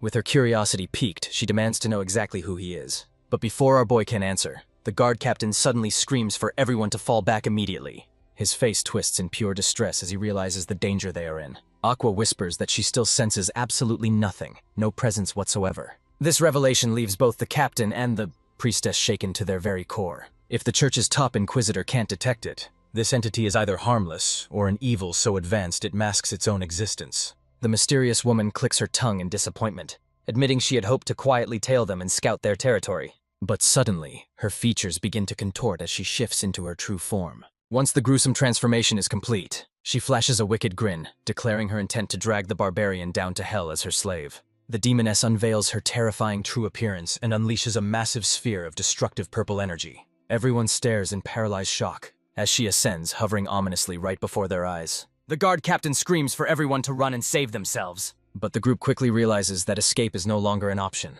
A transparent magical barrier has trapped them, and every desperate attempt to break through fails. The demoness announces to the village that this domain is under her absolute control and no one will leave. With a sadistic sneer, she declares that every soul present is now her prey. Trembling in terror, the priestess identifies the entity as a named demon, one of the most dangerous classes of monsters in existence. She prays desperately, begging her god to deliver them from this living nightmare. But Catal gently pats her on the head and calmly reassures her that he is right there, and he will not abandon her. He asks for clarification on what exactly a named demon is and how it differs from the rest. With a trembling voice, the priestess struggles to maintain her composure. She explains that while most demons are merely weak, fragmented spirits, there are true primordial beings born from the deepest pits of darkness. Demons powerful enough to choose their own names, capable of plunging entire kingdoms into absolute chaos. Our boy quickly realizes that the entity standing before them is exactly that kind of monster. Spotting the distinctive horns, the priestess identifies her as Ashidiar,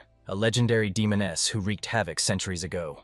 Hearing this, the barbarian asks if they can smash through the barrier, but the priestess cries out in despair. This area has become the demon's domain, and the only escape is to kill her, a feat that seems virtually impossible. However, the moment our boy casually places his hand against the barrier, the magical construct instantly begins to crack and shatter. Chuckling to himself, he decides to watch the drama play out a bit longer, assuring the shocked priestess that everything is fine. Meanwhile, the demoness turns her attention to the Inquisitor, mocking her failure to see through the deception. The Inquisitor realizes that the faint signs of life in the empty village were nothing but illusions. an elaborate trap designed to lure humans into the demon's grasp.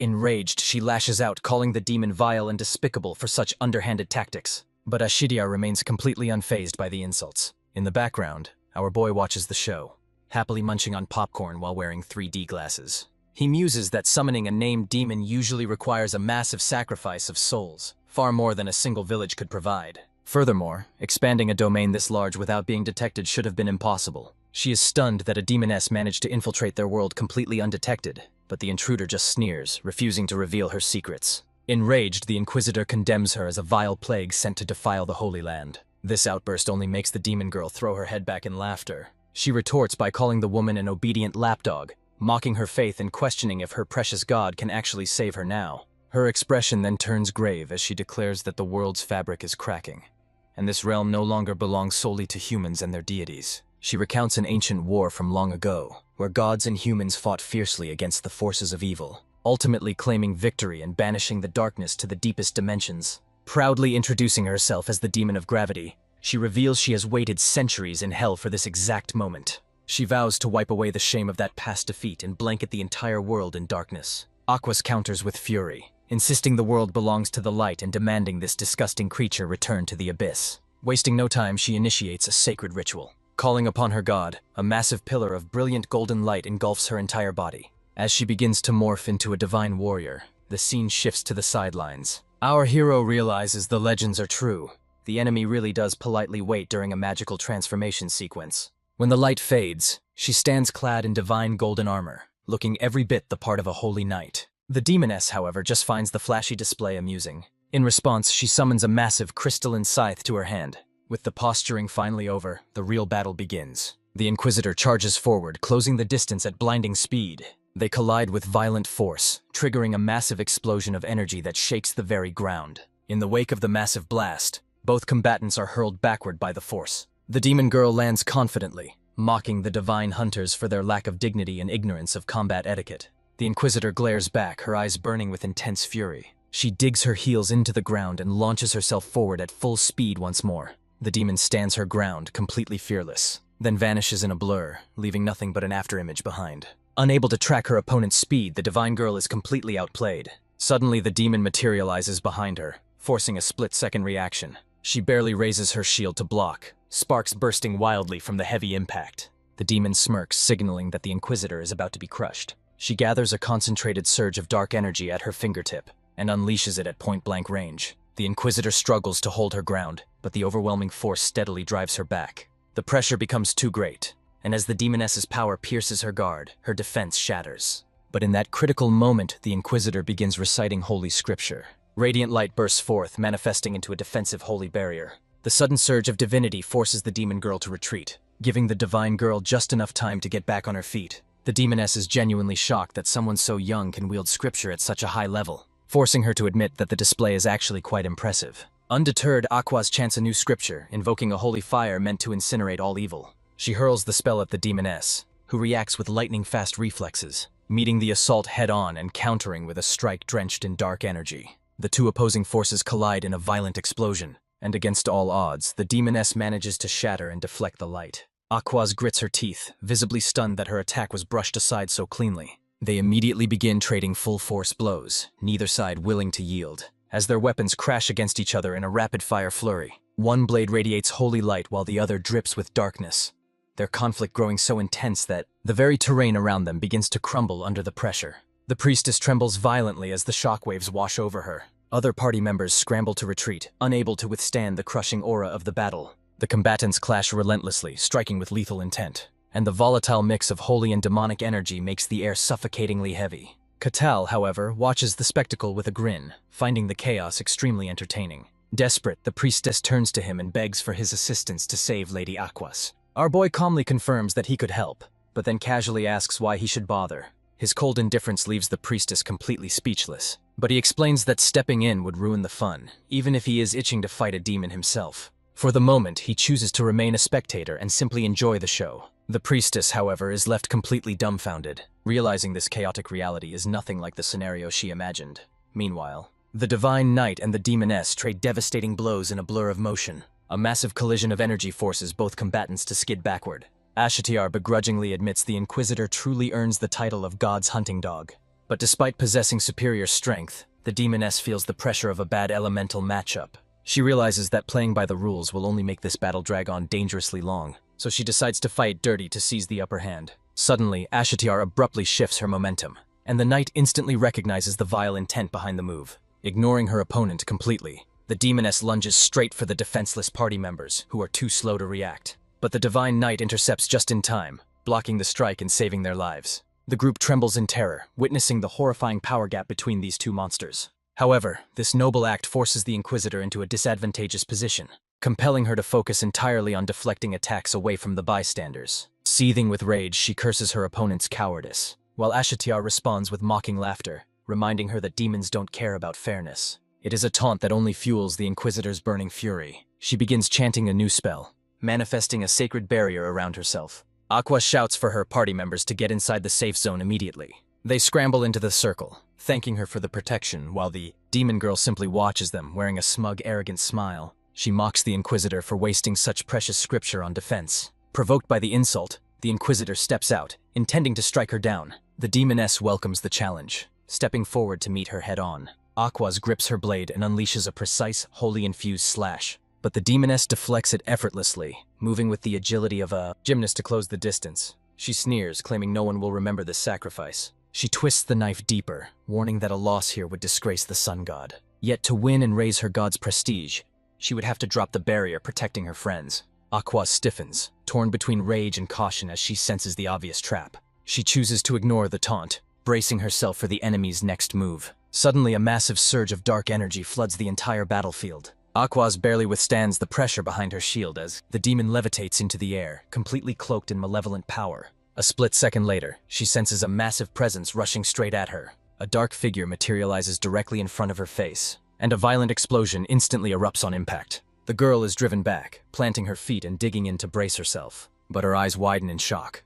As the demoness continues her advance without a single pause, the demon girl unleashes undulating waves of tentacle-like dark energy that instantly surround the Inquisitor from every conceivable angle. Pushed to her absolute limit, she frantically begins chanting a holy scripture.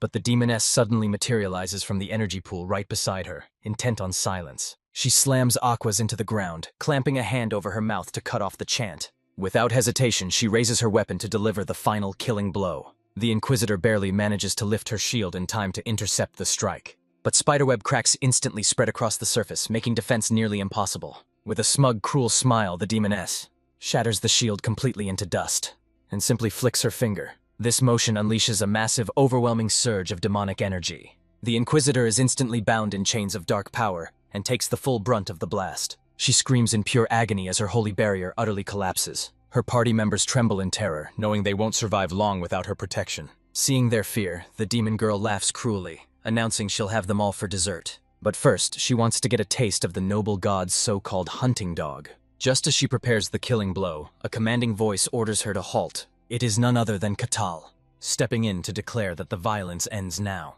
The demoness freezes, completely taken aback by the sudden interruption, unable to comprehend when he arrived or how he managed to mask his presence entirely. In the blink of an eye, Catal effortlessly launches her high into the air, sending her flying before she comes crashing violently back down to the earth. Turning his back on the enemy, he reaches out to the Inquisitor to check on her condition. However, the girl is too stunned to respond, her mind racing as she recognizes him as the warrior who defeated Swordmaster Cain. Meanwhile, Ashtiar's rage boils over, her eyes glowing a menacing blood red. Both the Barbarian and the Inquisitor turn their attention to the demon as she rises from the debris. She spits venomous insults at Catal, absolutely livid that he dared to interrupt her feast. Standing calmly with arms crossed, he declares the Inquisitor is his friend, and he will not let her fall. The demoness sneers, revealing she had planned to make him her personal plaything. But Catal sharply retorts that he has no intention of becoming anyone's toy.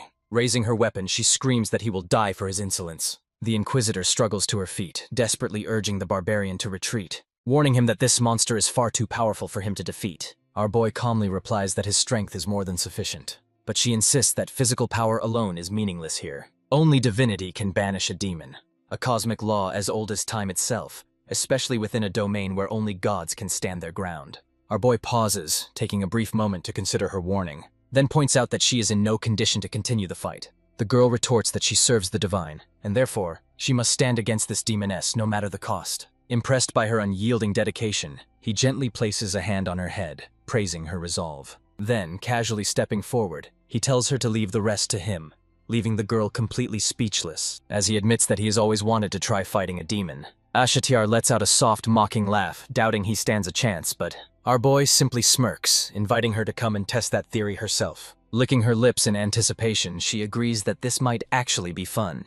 In the very next instant, she steps out of the rift and materializes directly in front of Catal. The Inquisitor stares in absolute shock, stunned by the sudden attack. However, before the demon can even touch the barbarian, he simply clenches his fist and delivers a devastating punch straight to her head. Before the demoness can even react, her head is completely obliterated. The gruesome sight leaves the Inquisitor paralyzed with shock. With nothing but a bare fist, our boy crushed a powerful demoness like she was rotten fruit. However, he soon notices her corpse beginning to twitch. Dark energy swirls violently around her neck as her head begins to regenerate. He offers a faint smile, amused that she can recover from total destruction. She glares back with hateful disbelief, convinced that no ordinary human could do this. Yet our boy calmly introduces himself as nothing more than a simple barbarian. It is an answer she simply refuses to accept. Her senses scan him, but she detects absolutely no aura, magic, or mysticism. She cannot comprehend how such terrifying strength exists without supernatural aid. Deciding to test his limits, she conjures a demonic portal behind his back.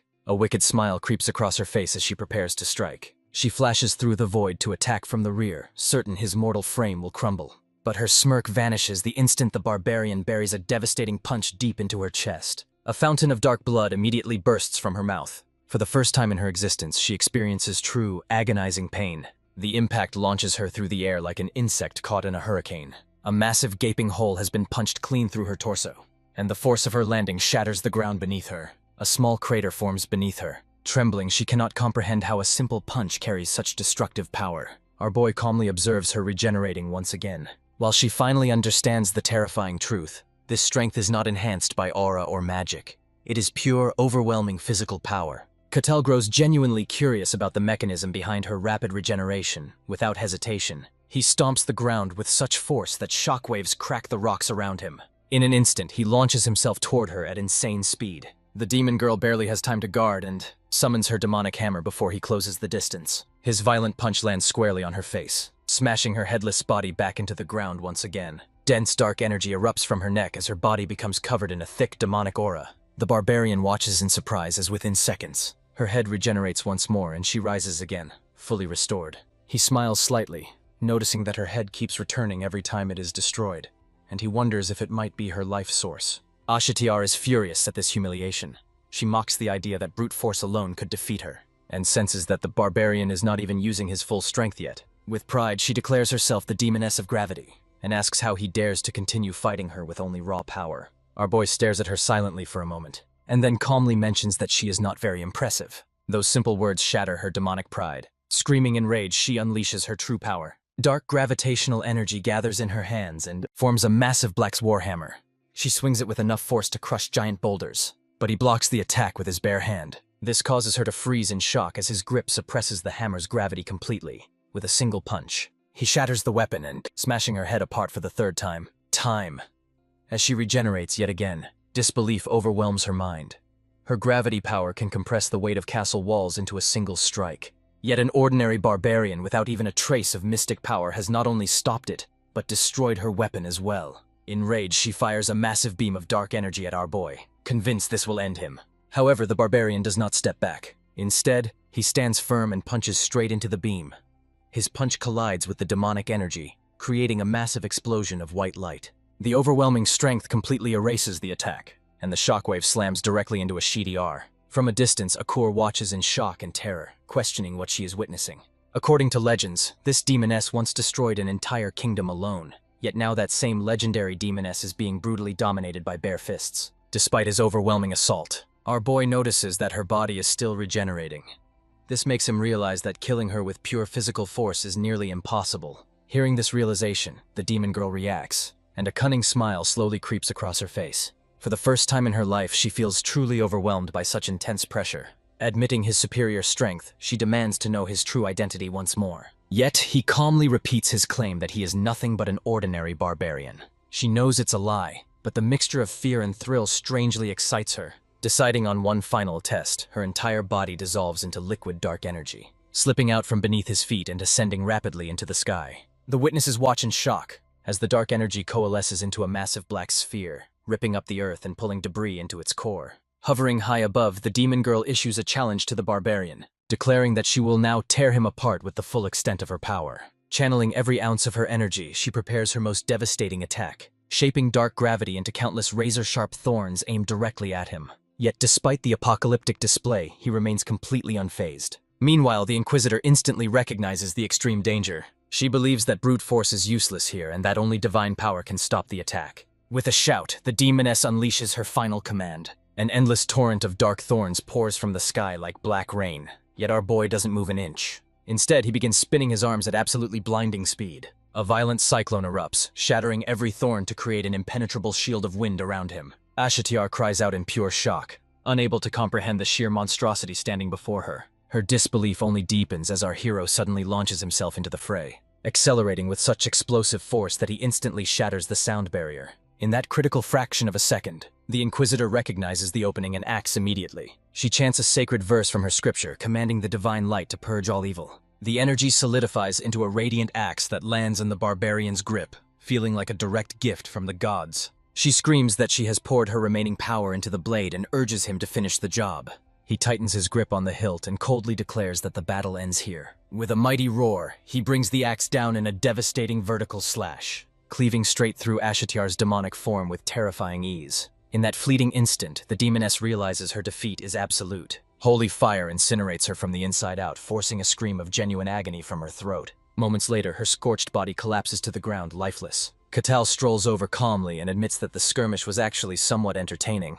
With her final breaths, the demoness bitterly admits the shame of being sent back to hell in such humiliation. Yet she considers this a victory of sorts, having confirmed that a monster like him exists in this realm. As she fades, she demands his name, and he answers casually without a second thought. Aqua screams in sheer terror, begging him to stay silent, but it is already too late. Using the last reserves of her strength, the demon girl lets out a broken maniacal laugh. She opens a telepathic channel, ordering every demon to engrave the name Catal the Barbarian into their memories forever. The Inquisitor screams in desperation as the creature prepares her final act. The demoness commands her followers to devour her memories the moment she dies. They must learn everything about him, she signals with one final insane cackle. She declares that from this moment on, the barbarian belongs to their dark world. Terrifying entities immediately begin to invade his mind, leaving him standing there, momentarily confused. Inside his subconscious, massive demonic forms manifest, appearing like eldritch cosmic worms. But his mental fortitude is absolute, crushing the intruders effortlessly as if they were nothing. He asks the dying demoness what she tried to do, mentioning he felt a strange sensation in his body. She freezes in shock, unable to comprehend why the darkness failed to devour his body and soul. Tired of the games, he decides not to waste another word. Our boy plants his foot on her remains and crushes them completely, destroying her forever. Aqua screams in sheer horror, and the priestess is equally paralyzed by the brutal display. As the purple barrier fades with the demon's death, the barbarian stretches his limbs with a satisfied smirk. He turns to the girl and casually asks if the mission is finally complete. News of the incident spreads like wildfire throughout the Gehenta kingdom. Reports focus on the quiet region of Barkan, where contact with a local village was suddenly lost. Rumors circulate that a terrifying high-level demoness had descended upon the area. Newspapers quickly identify the culprit as Demoness Ashityar, blaming her for the disaster. The territory's ruler sits alone in his office, completely overwhelmed by shock and grief, struggling to comprehend how such a horrific crisis could befall his land. Still, he clings to a silver lining. The Sun God Inquisitor managed to repel the demoness, buying them precious time to regroup. The scene shifts back to our boy, who notes that the entire territory seems shaken by the recent chaos. Eyes still closed, the Inquisitor replies that the panic is to be expected given the gravity of the situation. Suddenly, she stands up to leave, but he urges her to rest a while longer since her body is still healing. However, the girl insists that she cannot stay. She must return to the Holy Land to report everything that transpired. Catal nods, understanding and respecting her decision. Without looking at him, she softly calls out his name, which catches him slightly off guard. She bows deeply, expressing her heartfelt gratitude, and admits that without his intervention, she would have remained trapped by the demoness. Our boy nods and gently replies that he only did what anyone would do for a friend. Curious, he asks if this means they are officially friends now. The girl is slightly surprised by the idea of a barbarian and a sun god inquisitor being friends. She reminds him of her status within the Holy Order, and asks if he seriously still wants her friendship. He simply wonders if there is any reason they cannot be friends. After thinking for a moment, the girl admits that there is no reason at all. Hearing this, he smiles and declares that they are friends. In response, the girl offers a small, genuine smile of her own. He admits that there is something he is curious about, which catches her attention. He asks if the old warning is true, that one should never reveal their real name to a demon. She nods gravely, confirming the danger. Demons use names to perform a specific curse called branding.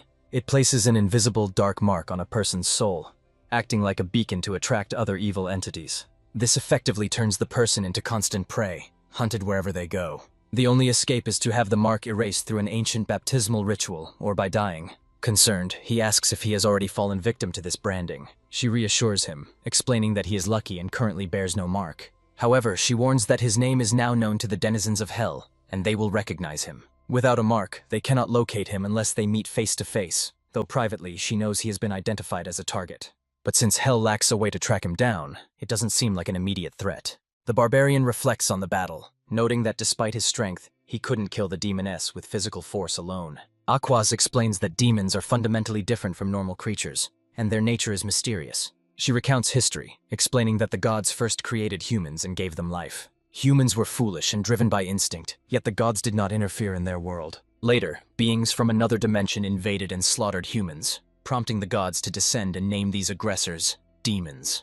After the confrontation, the gods sealed them back in their own world. With divine assistance, human civilization finally found peace and began to progress. Over time, however, demons began interfering again for reasons unknown. And as she emphasizes, these demons can only be truly defeated by holy divine power. To combat this resurgence, the gods bestowed fragments of their divine power upon their most loyal followers. Our hero finally grasps the grim truth. Demons can never be truly eradicated because they hail from an entirely different dimension. She confirms his theory, explaining that since they lack physical forms native to this world, brute strength alone is useless against them. The Barbarian worries that an unchecked invasion spells doom for everyone, but she assures him that high-ranking named demons cannot cross over easily. However, recent disturbances and abnormal dungeon cycles suggest the sealed demon realm is leaking into theirs, a shift that began exactly 1 year ago. Catal's eyes widen in shock as the timeline clicks into place. That date coincides perfectly with the moment he embarked on his final quest within the frozen snowfields. With the heavy exposition finished,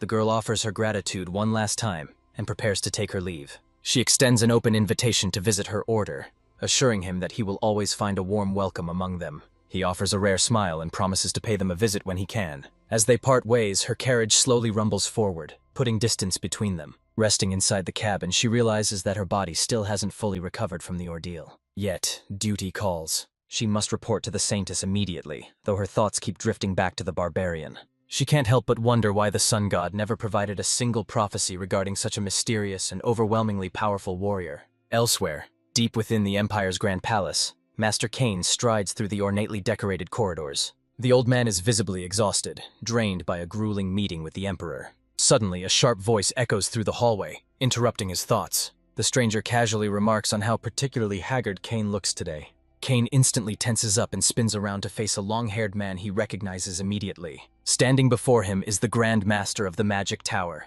the leader of the world's most formidable mages. Maintaining his composure, the Tower Master questions the reason for the Elder's visit. Cain explains that he has arrived to submit a comprehensive report regarding his latest mission. Intrigued, the Master asks if this concerns the reconnaissance into the demon world, specifically the Forest of Silence. He leans in, curious to know exactly what kind of environment Cain encountered there. Cain's expression instantly darkens as he describes a completely unnatural realm that defies all logic. True to its name, the forest is devoid of sound, and even mystical detection fails. Shouts produce no vibrations whatsoever. Amidst that suffocating silence, their soldiers began to vanish, one by one. He shudders, describing the location as nothing short of loathsome and cursed. He questions the Emperor's desperation to conquer such a place. But the Tower Master notes that the minds of the powerful are often inscrutable. Yet even he admits to harboring a deep fascination with that realm. The secrets hidden within the demon world are simply too alluring for him to ignore. Cain, however, does not share this enthusiasm and vows to stay far away from it. But before he can finish speaking, the Tower Master suddenly raises a hand and snaps his fingers, summoning a glowing magic circle on the floor. In an instant, their physical forms dissolve into pure light and vanish from the room. A moment later, they rematerialize within a vast star-filled void. Recognizing this as high-level spatial magic, Kane demands to know what the master is planning. The master smiles, casually asking if Kane happened to encounter a specific individual during his mission. Kane's expression freezes in terror. Realizing the Tower Master had placed an observation spell on him, he demands to know when it was cast. The mage laughs, revealing he did it during their last meeting, simply because observing others is his favorite hobby. With a heavy sigh, the old man asks what else there is to discuss, given that the master has already seen everything. Changing the subject, the Tower Master asks for his honest opinion regarding the barbarian from the snowy fields. Kane admits that even he isn't entirely sure what to make of the savage warrior just yet. The Tower Master casually notes that this barbarian displayed enough power to defeat a seasoned swordmaster and crush the Lich Kartos like a mere insect. This stuns the old man, who had no idea the barbarian was responsible for the Lich's defeat, though the master notes it hasn't been officially confirmed. However, rumors are already spreading through the Magic Tower that Kartos' resurrection was a complete failure. The mage adds that he personally visited the lair to pay his final respects. Surprisingly, the undead Lich was one of the few friends he had left in this world. Kane is taken aback, surprised that a transcendent being like the Tower Master is capable of feeling sorrow. The Master reflects that after living for so long, friendship becomes a necessity, before casually mentioning that the Lich's lair was empty of valuable artifacts. Growing suspicious, Kane asks if perhaps the items were retrieved immediately after the Lich's death. The Tower Master clarifies that while most were recovered, the most precious artifact of all is still missing. He then presses the issue, asking if Kane truly believes the barbarian was capable of defeating Kartos single-handedly. The old man answers quietly but firmly, if it is that man, then such an impossible feat is indeed possible. Hearing this, the Tower Master stares him down, demanding to know why he hasn't informed the Emperor about such a powerful variable. Kane replies coldly that there is no reason to, as the Emperor already treats talented warriors like disposable tools to be thrown into the demon world. If the Emperor learns of him, a clash is inevitable. A barbarian who follows only his own will versus a tyrant who seeks total control would set the entire kingdom ablaze. Intrigued, the Tower Master asks if he's implying the barbarian could face the entire empire alone, to which Kane admits the outcome is uncertain. However, he confesses that when he met the barbarian, he felt the exact same overwhelming presence he felt when he first met the Emperor. This comparison is enough to genuinely surprise even the stoic mage, and he wonders if the barbarian belongs to the legendary hero class. The old man says it is too early to decide, but the Tower Master has already made his plan for the barbarian.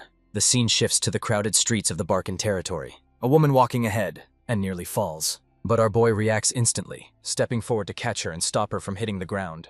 In a calm manner, he reminds her to be careful and checks if she is unharmed. Usually people flee in fear when they see him, and this time, however, the woman politely bows her head, thanks him, and continues on her way. He stands there for a moment, slightly confused. Looking around, he notices that no one is staring at him like he is some kind of freak. For the first time, it feels like people are no longer afraid of him, and he does not understand why. In his office, the Lord of the Barcan region welcomes our boy. He asks whether he is feeling better now since he narrowly escaped a demon's brand.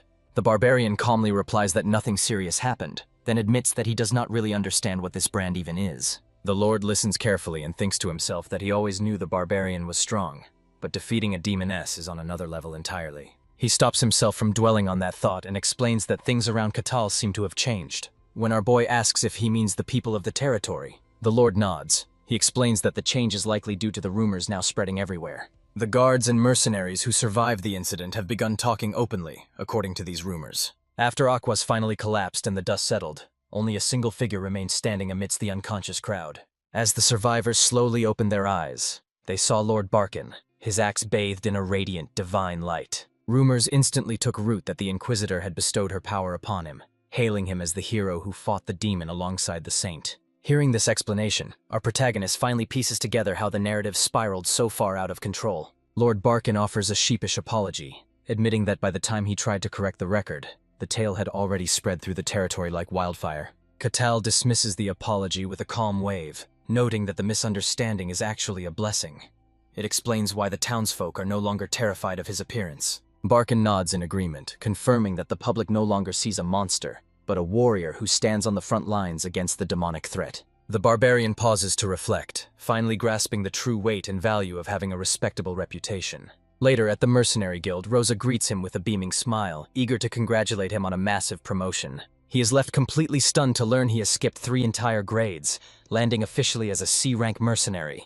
The receptionist assures him that his recent feats were more than enough to justify such an unprecedented leap in status. It is a rare moment of validation, and the news brings a genuine sense of satisfaction to his heart. She notes that his new identification tag requires custom fabrication, so there will be a brief delay before he receives it. Reaching C rank means official guild certification, commanding a level of respect from others that he has never experienced before. More importantly, this rank grants him unrestricted access to most major cities and churches, with the sole, glaring exception of the imperial capital. Noting the exclusion, he remarks on just how strict and closed off the empire seems to be. Rosa explains that entry is dictated entirely by the nobility, and in truth, the interior of the capital remains a mystery to the common folk. With nothing but terrifying rumors leaking out, the capital has become an enigma even more ominous than the demon realm itself. This revelation hits home, making him realize that the heart of the empire is far more dangerous and secretive than he anticipated. Shifting gears, Rosa clarifies his new privileges. He can accept nearly any request, including A-rank dungeons, provided he joins a party. He nods with a satisfied smile, realizing this promotion finally grants him access to a wider variety of missions. Nearby, Tyrannus raises his glass, admitting he never expected the situation to resolve quite like this. When he asks if the threat is truly gone, our boy insists the credit belongs entirely to the Inquisitor, who confirmed the area is safe. Hearing that the demoness was definitively slain, the man finally lets out a heavy sigh of relief. Cassin praises the Inquisitor's exceptional skill, amazed that she managed to take down a demon single-handedly. However, the priestess stays silent, knowing full well she hadn't lost consciousness during the battle. She saw everything, specifically the brutal efficiency with which the Barbarian crushed the demoness, a sight she'll never forget. In her eyes, Aqua merely showed up at the end to take the final bite of a meal Catal had already cooked. Cassin then turns to Catal, asking what he plans to do now that he's secured a promotion. Our boy simply replies that nothing will change. He intends to continue his work exactly as usual. Cassin admires his humility, impressed by how grounded he remains, despite surviving an encounter with a demon. Meanwhile, the priestess screams internally, wishing she could warn him not to be fooled. This barbarian is anything but human. The barbarian then shifts the topic, asking the group about their own plans for the future. Cassin admits that as an F-ranker, he still lacks a clear direction for his life. He confesses that he originally intended to just leech off others like a parasite until the day he died. But after watching Catal, he's inspired to actually put in some effort, a sentiment Tyrannus immediately mocks. He jokes that it's a little late for an epiphany, sparking a glare between them before Catal turns his attention to the priestess. She stiffly replies that she intends to follow Lady Colossia's will, just as she always has. This triggers a memory for Catal. The Inquisitor mentioned that Colossia's lower servants are inactive, with only high-ranking members operating. The priestess is visibly startled by his scrutiny, but quickly tries to compose herself, claiming that the Inquisitor must be mistaken, and that she is just an ordinary priestess.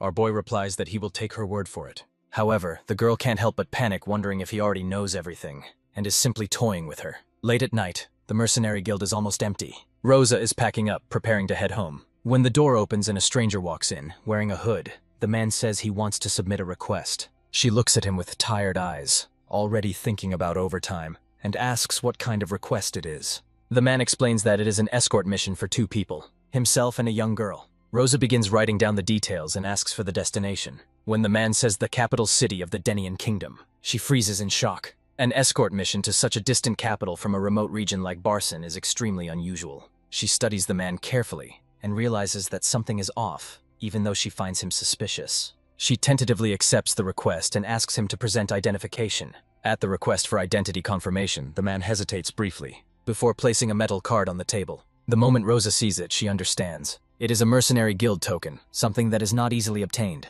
She verifies his identity and asks for the commission fee. The mysterious man produces a coin, offering it as his payment. Inspecting it closely, the receptionist realizes it's pure gold, but warns that it's only enough to hire a single guard. The man freezes, completely stunned by the insufficient value. She reminds him that a mercenary is committed for the entire duration of the trip. The Denian Kingdom is distant, the risks are high, and the month-long trek commands a premium price. Desperate, the man pleads for a workaround, insisting that he requires at least 2 bodyguards. The receptionist admits it's possible, but only if he settles for much lower-ranked fighters. However, for actual safety, he really needs to secure mercenaries ranked D or higher. Realizing the danger, the man backpedals, affirming that he needs skilled protection after all. When he begs for another option, she firmly reiterates that his payment only covers 1 competent warrior. Watching him struggle, Rosa wonders why this stranger is so incredibly desperate. Adopting a strict tone, she warns that finding an escort in this remote region is hard, but promises to see what she can do. Defeated, the man sighs heavily and leaves the arrangements in her capable hands. Once he's gone, she examines the payment again. It's small, yet unmistakably pure gold. More concerning is the filed-down surface meant to hide its origin, a clear sign that this job spells trouble. Later that night, the scene shifts to a quiet tavern. We find the same man standing before a private room, knocking gently on the door. From the inside, a golden-haired young woman cautiously asks for the visitor's identity. The man identifies himself as Aaron, declaring himself to be her humble and loyal servant. Hearing his voice, Aline unlocks the door and quickly ushers him inside. Back inside the room, she anxiously asks how the meeting went. Aaron explains that the guild accepted their request, prompting a sigh of relief as she asks how many people they managed to hire. He hesitates before admitting that their funds could only secure a single mercenary, a fact that instantly reignites her worry. He apologizes profusely, explaining that their remaining budget simply wasn't enough, although the girl insists that he isn't to blame. However, Aaron is consumed by guilt, feeling responsible for the scam that drained their savings. Overwhelmed, they look at each other with teary eyes and begin wailing so loudly that an angry neighbor shouts through the wall for them to keep it down. They exchange helpless glances, realizing the tragic reality that they cannot even cry in peace. Elin asks how long the process will take, but he admits he doesn't know, as finding someone reliable is a gamble. Resigned to the situation, she accepts his answer and thanks him for his efforts. Time passes and the scene shifts to the following night. Elin paces around the room filled with anxiety, while Aaron wallows in shame, having failed to secure a guard yet again. Their food supplies are running dangerously low, and he is convinced that their suffering is entirely his fault. Once again, she steps in to reassure him that he isn't the one to blame. Running out of options, Aaron suggests informing the territory's lord about their desperate situation, but she immediately shuts him down, insisting that no one can be trusted and that even hiring a bodyguard is a massive risk. She reminds him why they were forced to flee their kingdom, emphasizing that they can never know who is a friend and who is an enemy. Even after all this time in hiding, not a single scrap of news has arrived from their homeland. The man apologizes, admitting that his resolve has weakened recently. However, the girl questions if seeking refuge in the Denian kingdom is truly safe. Her guardian answers with absolute confidence, believing the kingdom will offer them sanctuary. He recalls the oath the king swore at her birth, suggesting they might even aid in their future revenge. He insists that she must survive, for if she falls, their entire nation is truly doomed. Still skeptical, the princess questions if they can really trust their lives to a single mercenary. The man reassures her, noting that their payment in gold ensures the guild will send someone reliable. With her worries eased, she starts to imagine just who this bodyguard might be. She secretly crosses her fingers, hoping for a dashing knight-like hero. Elsewhere, our hero sits alone in his room, completely bored with nothing to do. His mind drifts back to his old comrades who once stood beside him in the snowy wastes. They were the ones who never abandoned him, and he trusts they haven't changed a bit. Suddenly, a thought strikes him, making him wonder if his mission is finally over.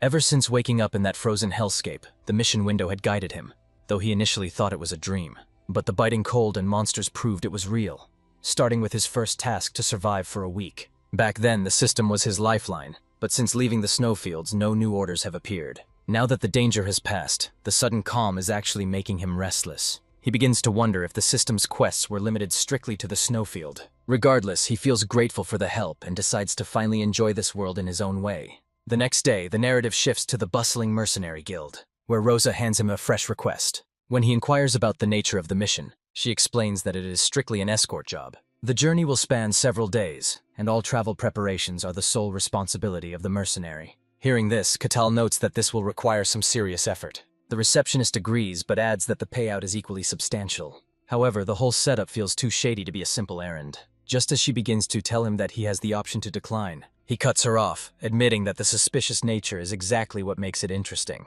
As the Barbarian reviews the details once more, the name of the destination instantly catches his eye. He recalls hearing that specific location before, from a girl named Milena of the Akasha family. She was the one he met in the snowy plains who promised he would be welcome there. Realizing this is the perfect opportunity, Catal decides to accept the request, but at that moment, a bright blue system window suddenly materializes before him. He freezes in shock as quest number 785 flashes into view, stating that the objective is to escort the client to the Denying Kingdom. He stands there in disbelief, wondering why the interface has returned after so long, prompting a concerned Rosa to call out to him. The scene then shifts to the princess, who rushes toward the door at the sound of hurried footsteps. As she pulls the door open, Aaron bursts inside, panting heavily from exertion. Fear instantly grips her, and she frantically asks if the trackers have tracked them down.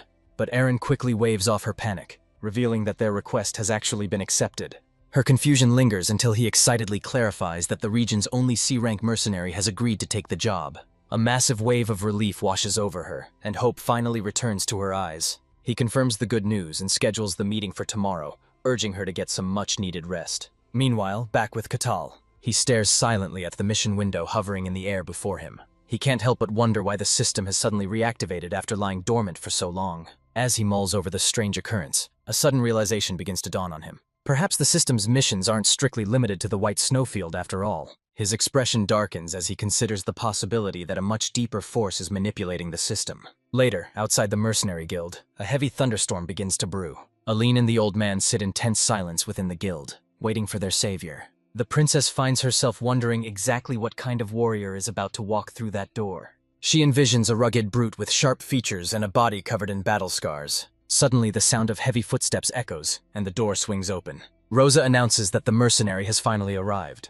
But just as the princess turns around to get a look at him, she freezes. She notices a terrifying giant staring straight back at her. The sight leaves her so petrified that she practically turns into a sketch on a page. The mere thought of this monster serving as their guard causes her to faint on the spot. As she collapses, the old man panics and screams at our boy, demanding to know who he is. Catal calmly observes the chaotic situation and begins to process the reaction.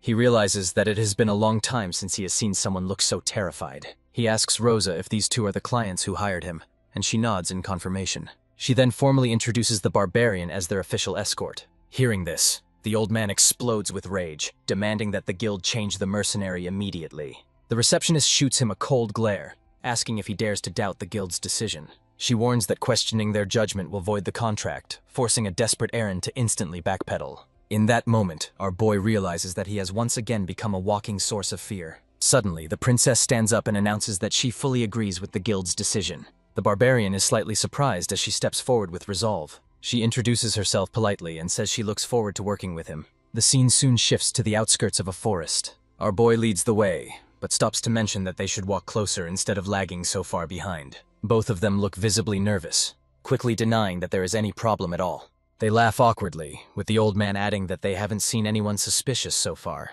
Our boy nods, deciding that as long as they are comfortable, he won't press the issue.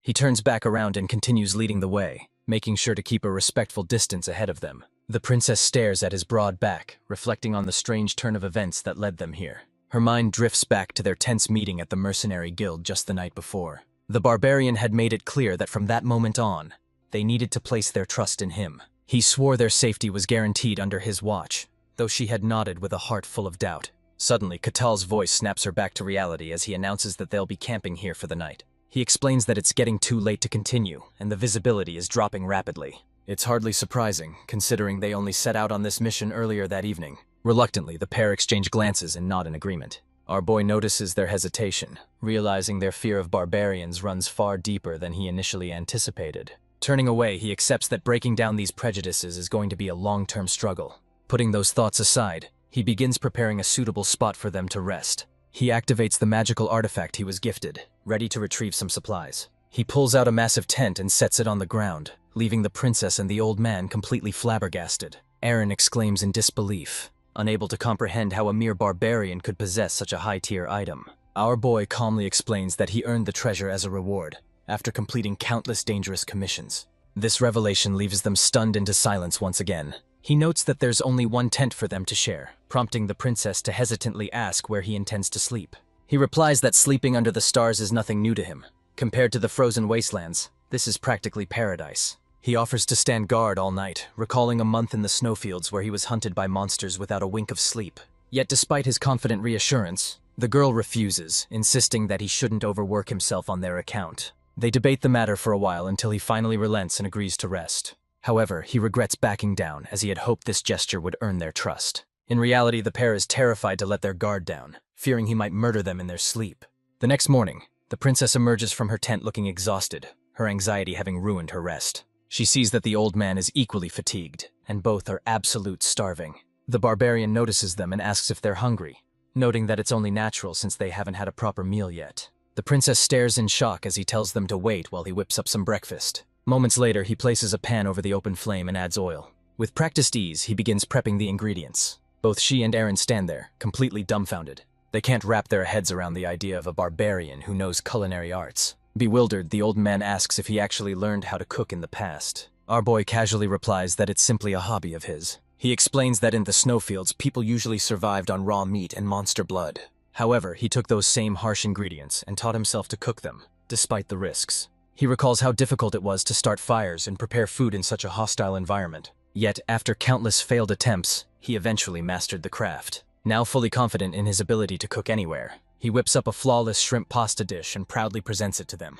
The two are left speechless at the sight, even though the meal looks absolutely delicious. However, the girl immediately refuses, claiming she is fine and actually dislikes cooked food. Instead, she pulls out some dry jerky, insisting that she will only eat her rations. Following her lead, the old man quickly agrees to do the same. Confused, our hero asks if they really prefer jerky, shrugging as he realizes he'll be dining alone. Deep down, the princess wants to join him, but she simply cannot bring herself to trust a barbarian. Days pass, and by the third night of their journey, she finds herself tossing and turning in the tent, completely exhausted and gnawed by hunger. The old man watches her, deeply concerned for her well-being, realizing she hasn't had a proper meal in 3 days on this harsh road. He blames himself, knowing how difficult this deprivation must be for someone of noble upbringing. The princess offers a faint smile, assuring him she's fine and apologizing for causing him worry. He bows his head respectfully, telling her there is absolutely no need to apologize. She gently asks about his condition, noting that he must be fatigued from standing guard all night. Aaron brushes it off,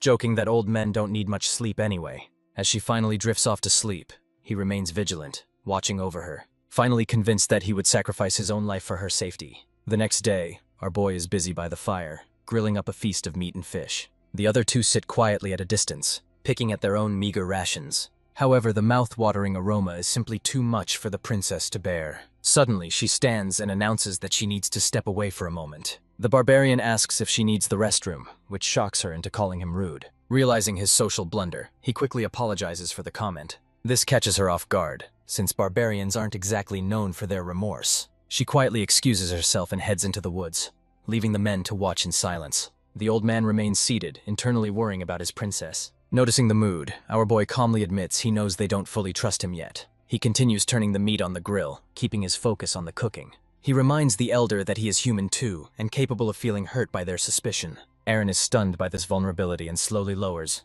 his head in shame, nodding to acknowledge that he understands. Catal turns back to the fire and offers the old man a plate of grilled venison. The old man's eyes widen at the 5-star presentation, hesitating before he accepts it. Meanwhile, the princess sits alone by the stream, wallowing in misery. Her hunger is so intense that she forces herself to gnaw on the dried meat. Her legs throb with weakness, leaving her completely drained and on the verge of collapse. But she forces herself to push through the pain, resolving to get back up and be stronger for the old man's sake. However, the moment she returns to the camp, she freezes, completely shocked by the scene before her. The old man and the barbarian are sitting side by side, casually feasting on the meat the stranger prepared. In fact, the old man is devouring the grilled steak with such intensity that he seems oblivious to the world around him. Furious, she calls out to him sharply, catching him completely off guard. He jumps up in a panic, frantically shouting that this is all just a big misunderstanding.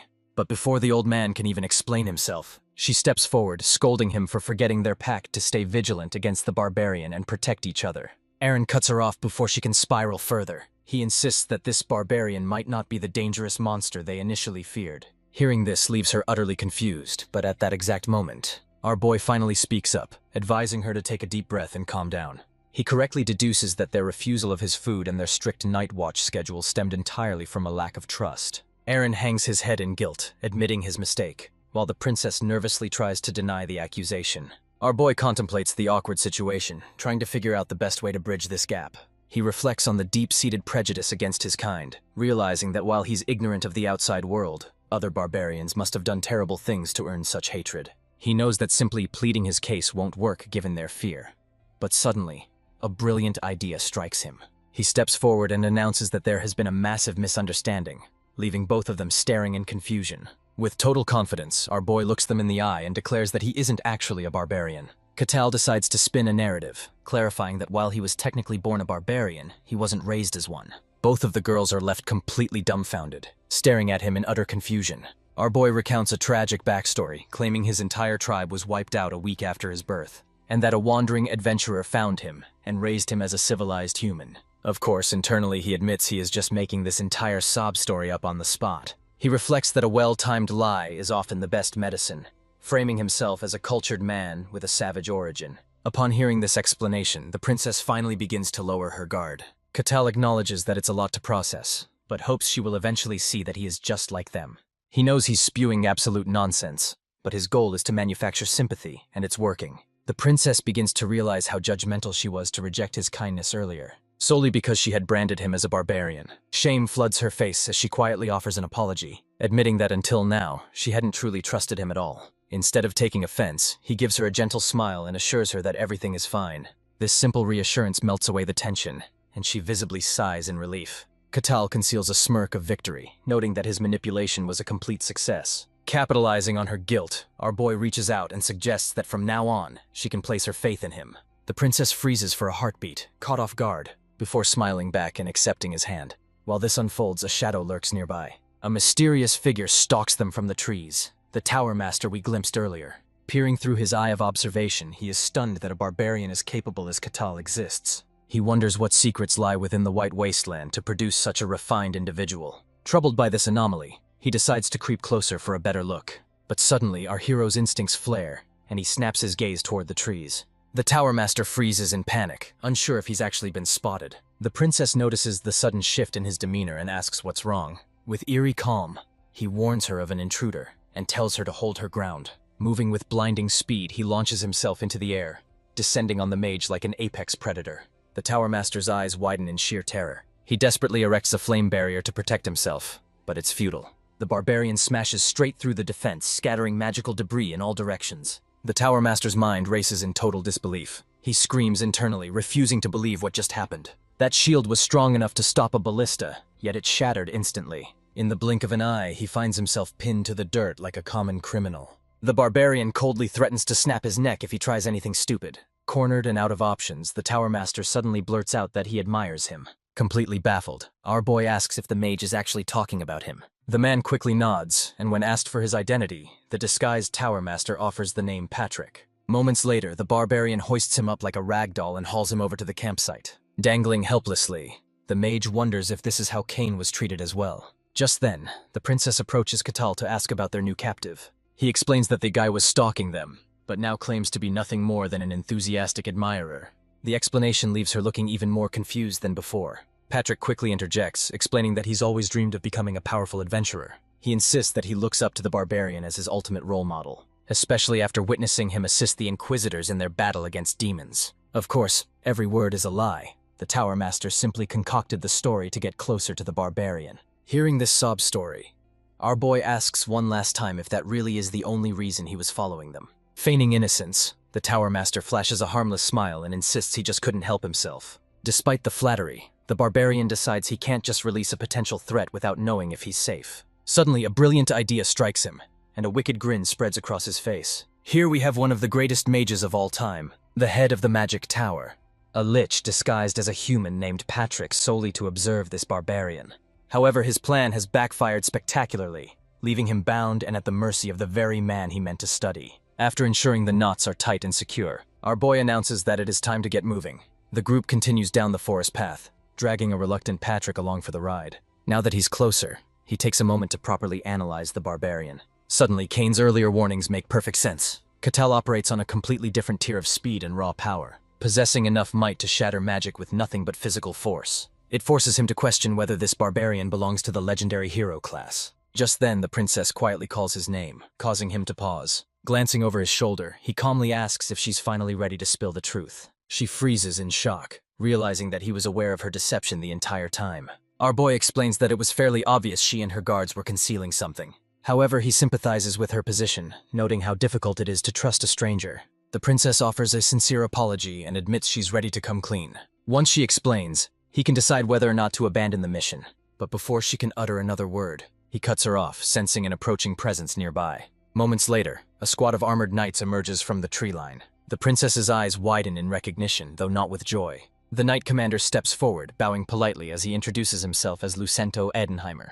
Turning to the princess, he claims they've been desperately searching to return her to the kingdom. Yet instead of relief, a look of pure dread washes over her face. Lucento exposes her identity as the first princess of the Luton Kingdom, explaining that she is a fugitive who fled her home. Mistaking the barbarian for a mere mercenary, the commander announces that his squad will take it from here. However, the princess instantly digs her heels in, flatly refusing to go anywhere with him. Adopting a severe tone, she demands to know exactly who he thinks he is. Caught off guard by this interrogation, the commander confusedly asks what she implies. Clenching her fists in rage, she asks him one more time to identify himself. He begins to state his full title, but before he can even finish the sentence, she screams that she doesn't recognize him, accusing him of being a monster posing as the Knight Commander. She claims this same phenomenon has already claimed her friends and even her own parents. The Tower Master finds this development intriguing and inspects the Knight's status for himself. Surprisingly, the Knight registers as a genuine human, making the situation even more perplexingly complex. Meanwhile, the princess continues her wild accusations,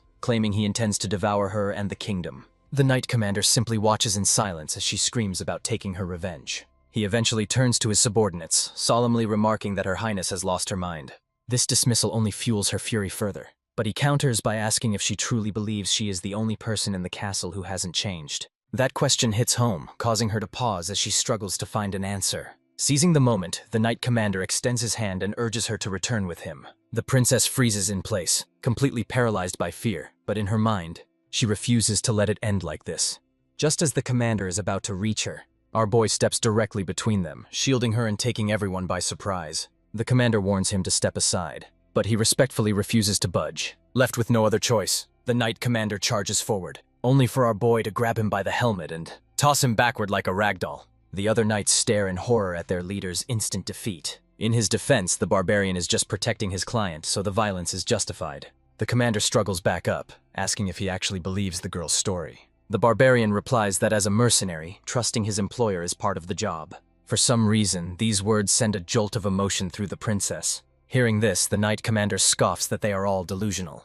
Our boy smiles, noting that the knight is the last person who should be talking, before glancing back toward the princess. He reveals that the knights appeared with zero presence, as if they just materialized in the forest. This detail shocks even the Tower Master, who sensed the exact same thing. Our boy turns to the enemy squad, asking how they managed to appear so suddenly. However, instead of answering, the Knight Commander ignores the query entirely, simply declaring that they are taking the princess. The barbarian realizes their silence is the only answer he's going to get. He declares that he will escort her to the kingdom of Danian personally. The princess lowers her gaze, disheartened by the situation, remembering that no one in her own castle ever believed a word she said. The Knight Commander accepts that this conflict cannot be solved with dialogue. Catal senses the shift in the air and orders everyone to step back. It turns out the men he is facing are the kingdom's most elite knights. Yet, even as they unsheath their swords for battle, he simply holds his ground with a confident grin on his face. Watching from the sidelines, the Tower Master analyzes the enemy forces, noting that while the soldiers are merely second-rate users of mystic arts, their commander is a first-rate threat. Suddenly, the order to charge is given, and the knights rush in with lethal intent. Our hero stands immovable, like a towering mountain, and begins smashing through their ranks with nothing but his bare hands. His punches are so devastating that the impact creates shockwaves, pushing the knights back. Even after watching his subordinates get sent flying, the commander orders the remaining troops to press the attack. In response, the barbarian grabs two of them by their helmets and spins them around like human weapons. The impact sends the rest of the squad flying, but while he is momentarily distracted, the Knight Commander seizes the opening to ambush him from behind. The princess screams out a warning, but her fear quickly turns to disbelief. Our boy channels his inner Saitama, catching the steel blade with his teeth and shattering it. After witnessing such an absurd display of raw power, the commander makes the only logical tactical decision available, and immediately orders his men to retreat. Once the dust settles, the princess rushes to check on him, though he assures her he's unscathed. He reaffirms his promise to help them, but demands the full truth in return. With a heavy sigh, she agrees, leading the way back to their tent to explain everything. The Tower Master reflects on aura, the crystallization of mysticism capable of slicing steel and severing magic. By all known laws of physics, nothing in this world should be able to simply neutralize it. Yet reality just shattered before his eyes. A mere barbarian stopped an aura-infused blade with his teeth, and didn't suffer so much as a scratch on his skin. Later, as they gather around the campfire, our boy presses them again for the story behind their plight. The old man reveals a chilling truth. Their kingdom hasn't just fallen, it has been replaced. By the time he and the princess noticed the anomaly, the collapse was already irreversible.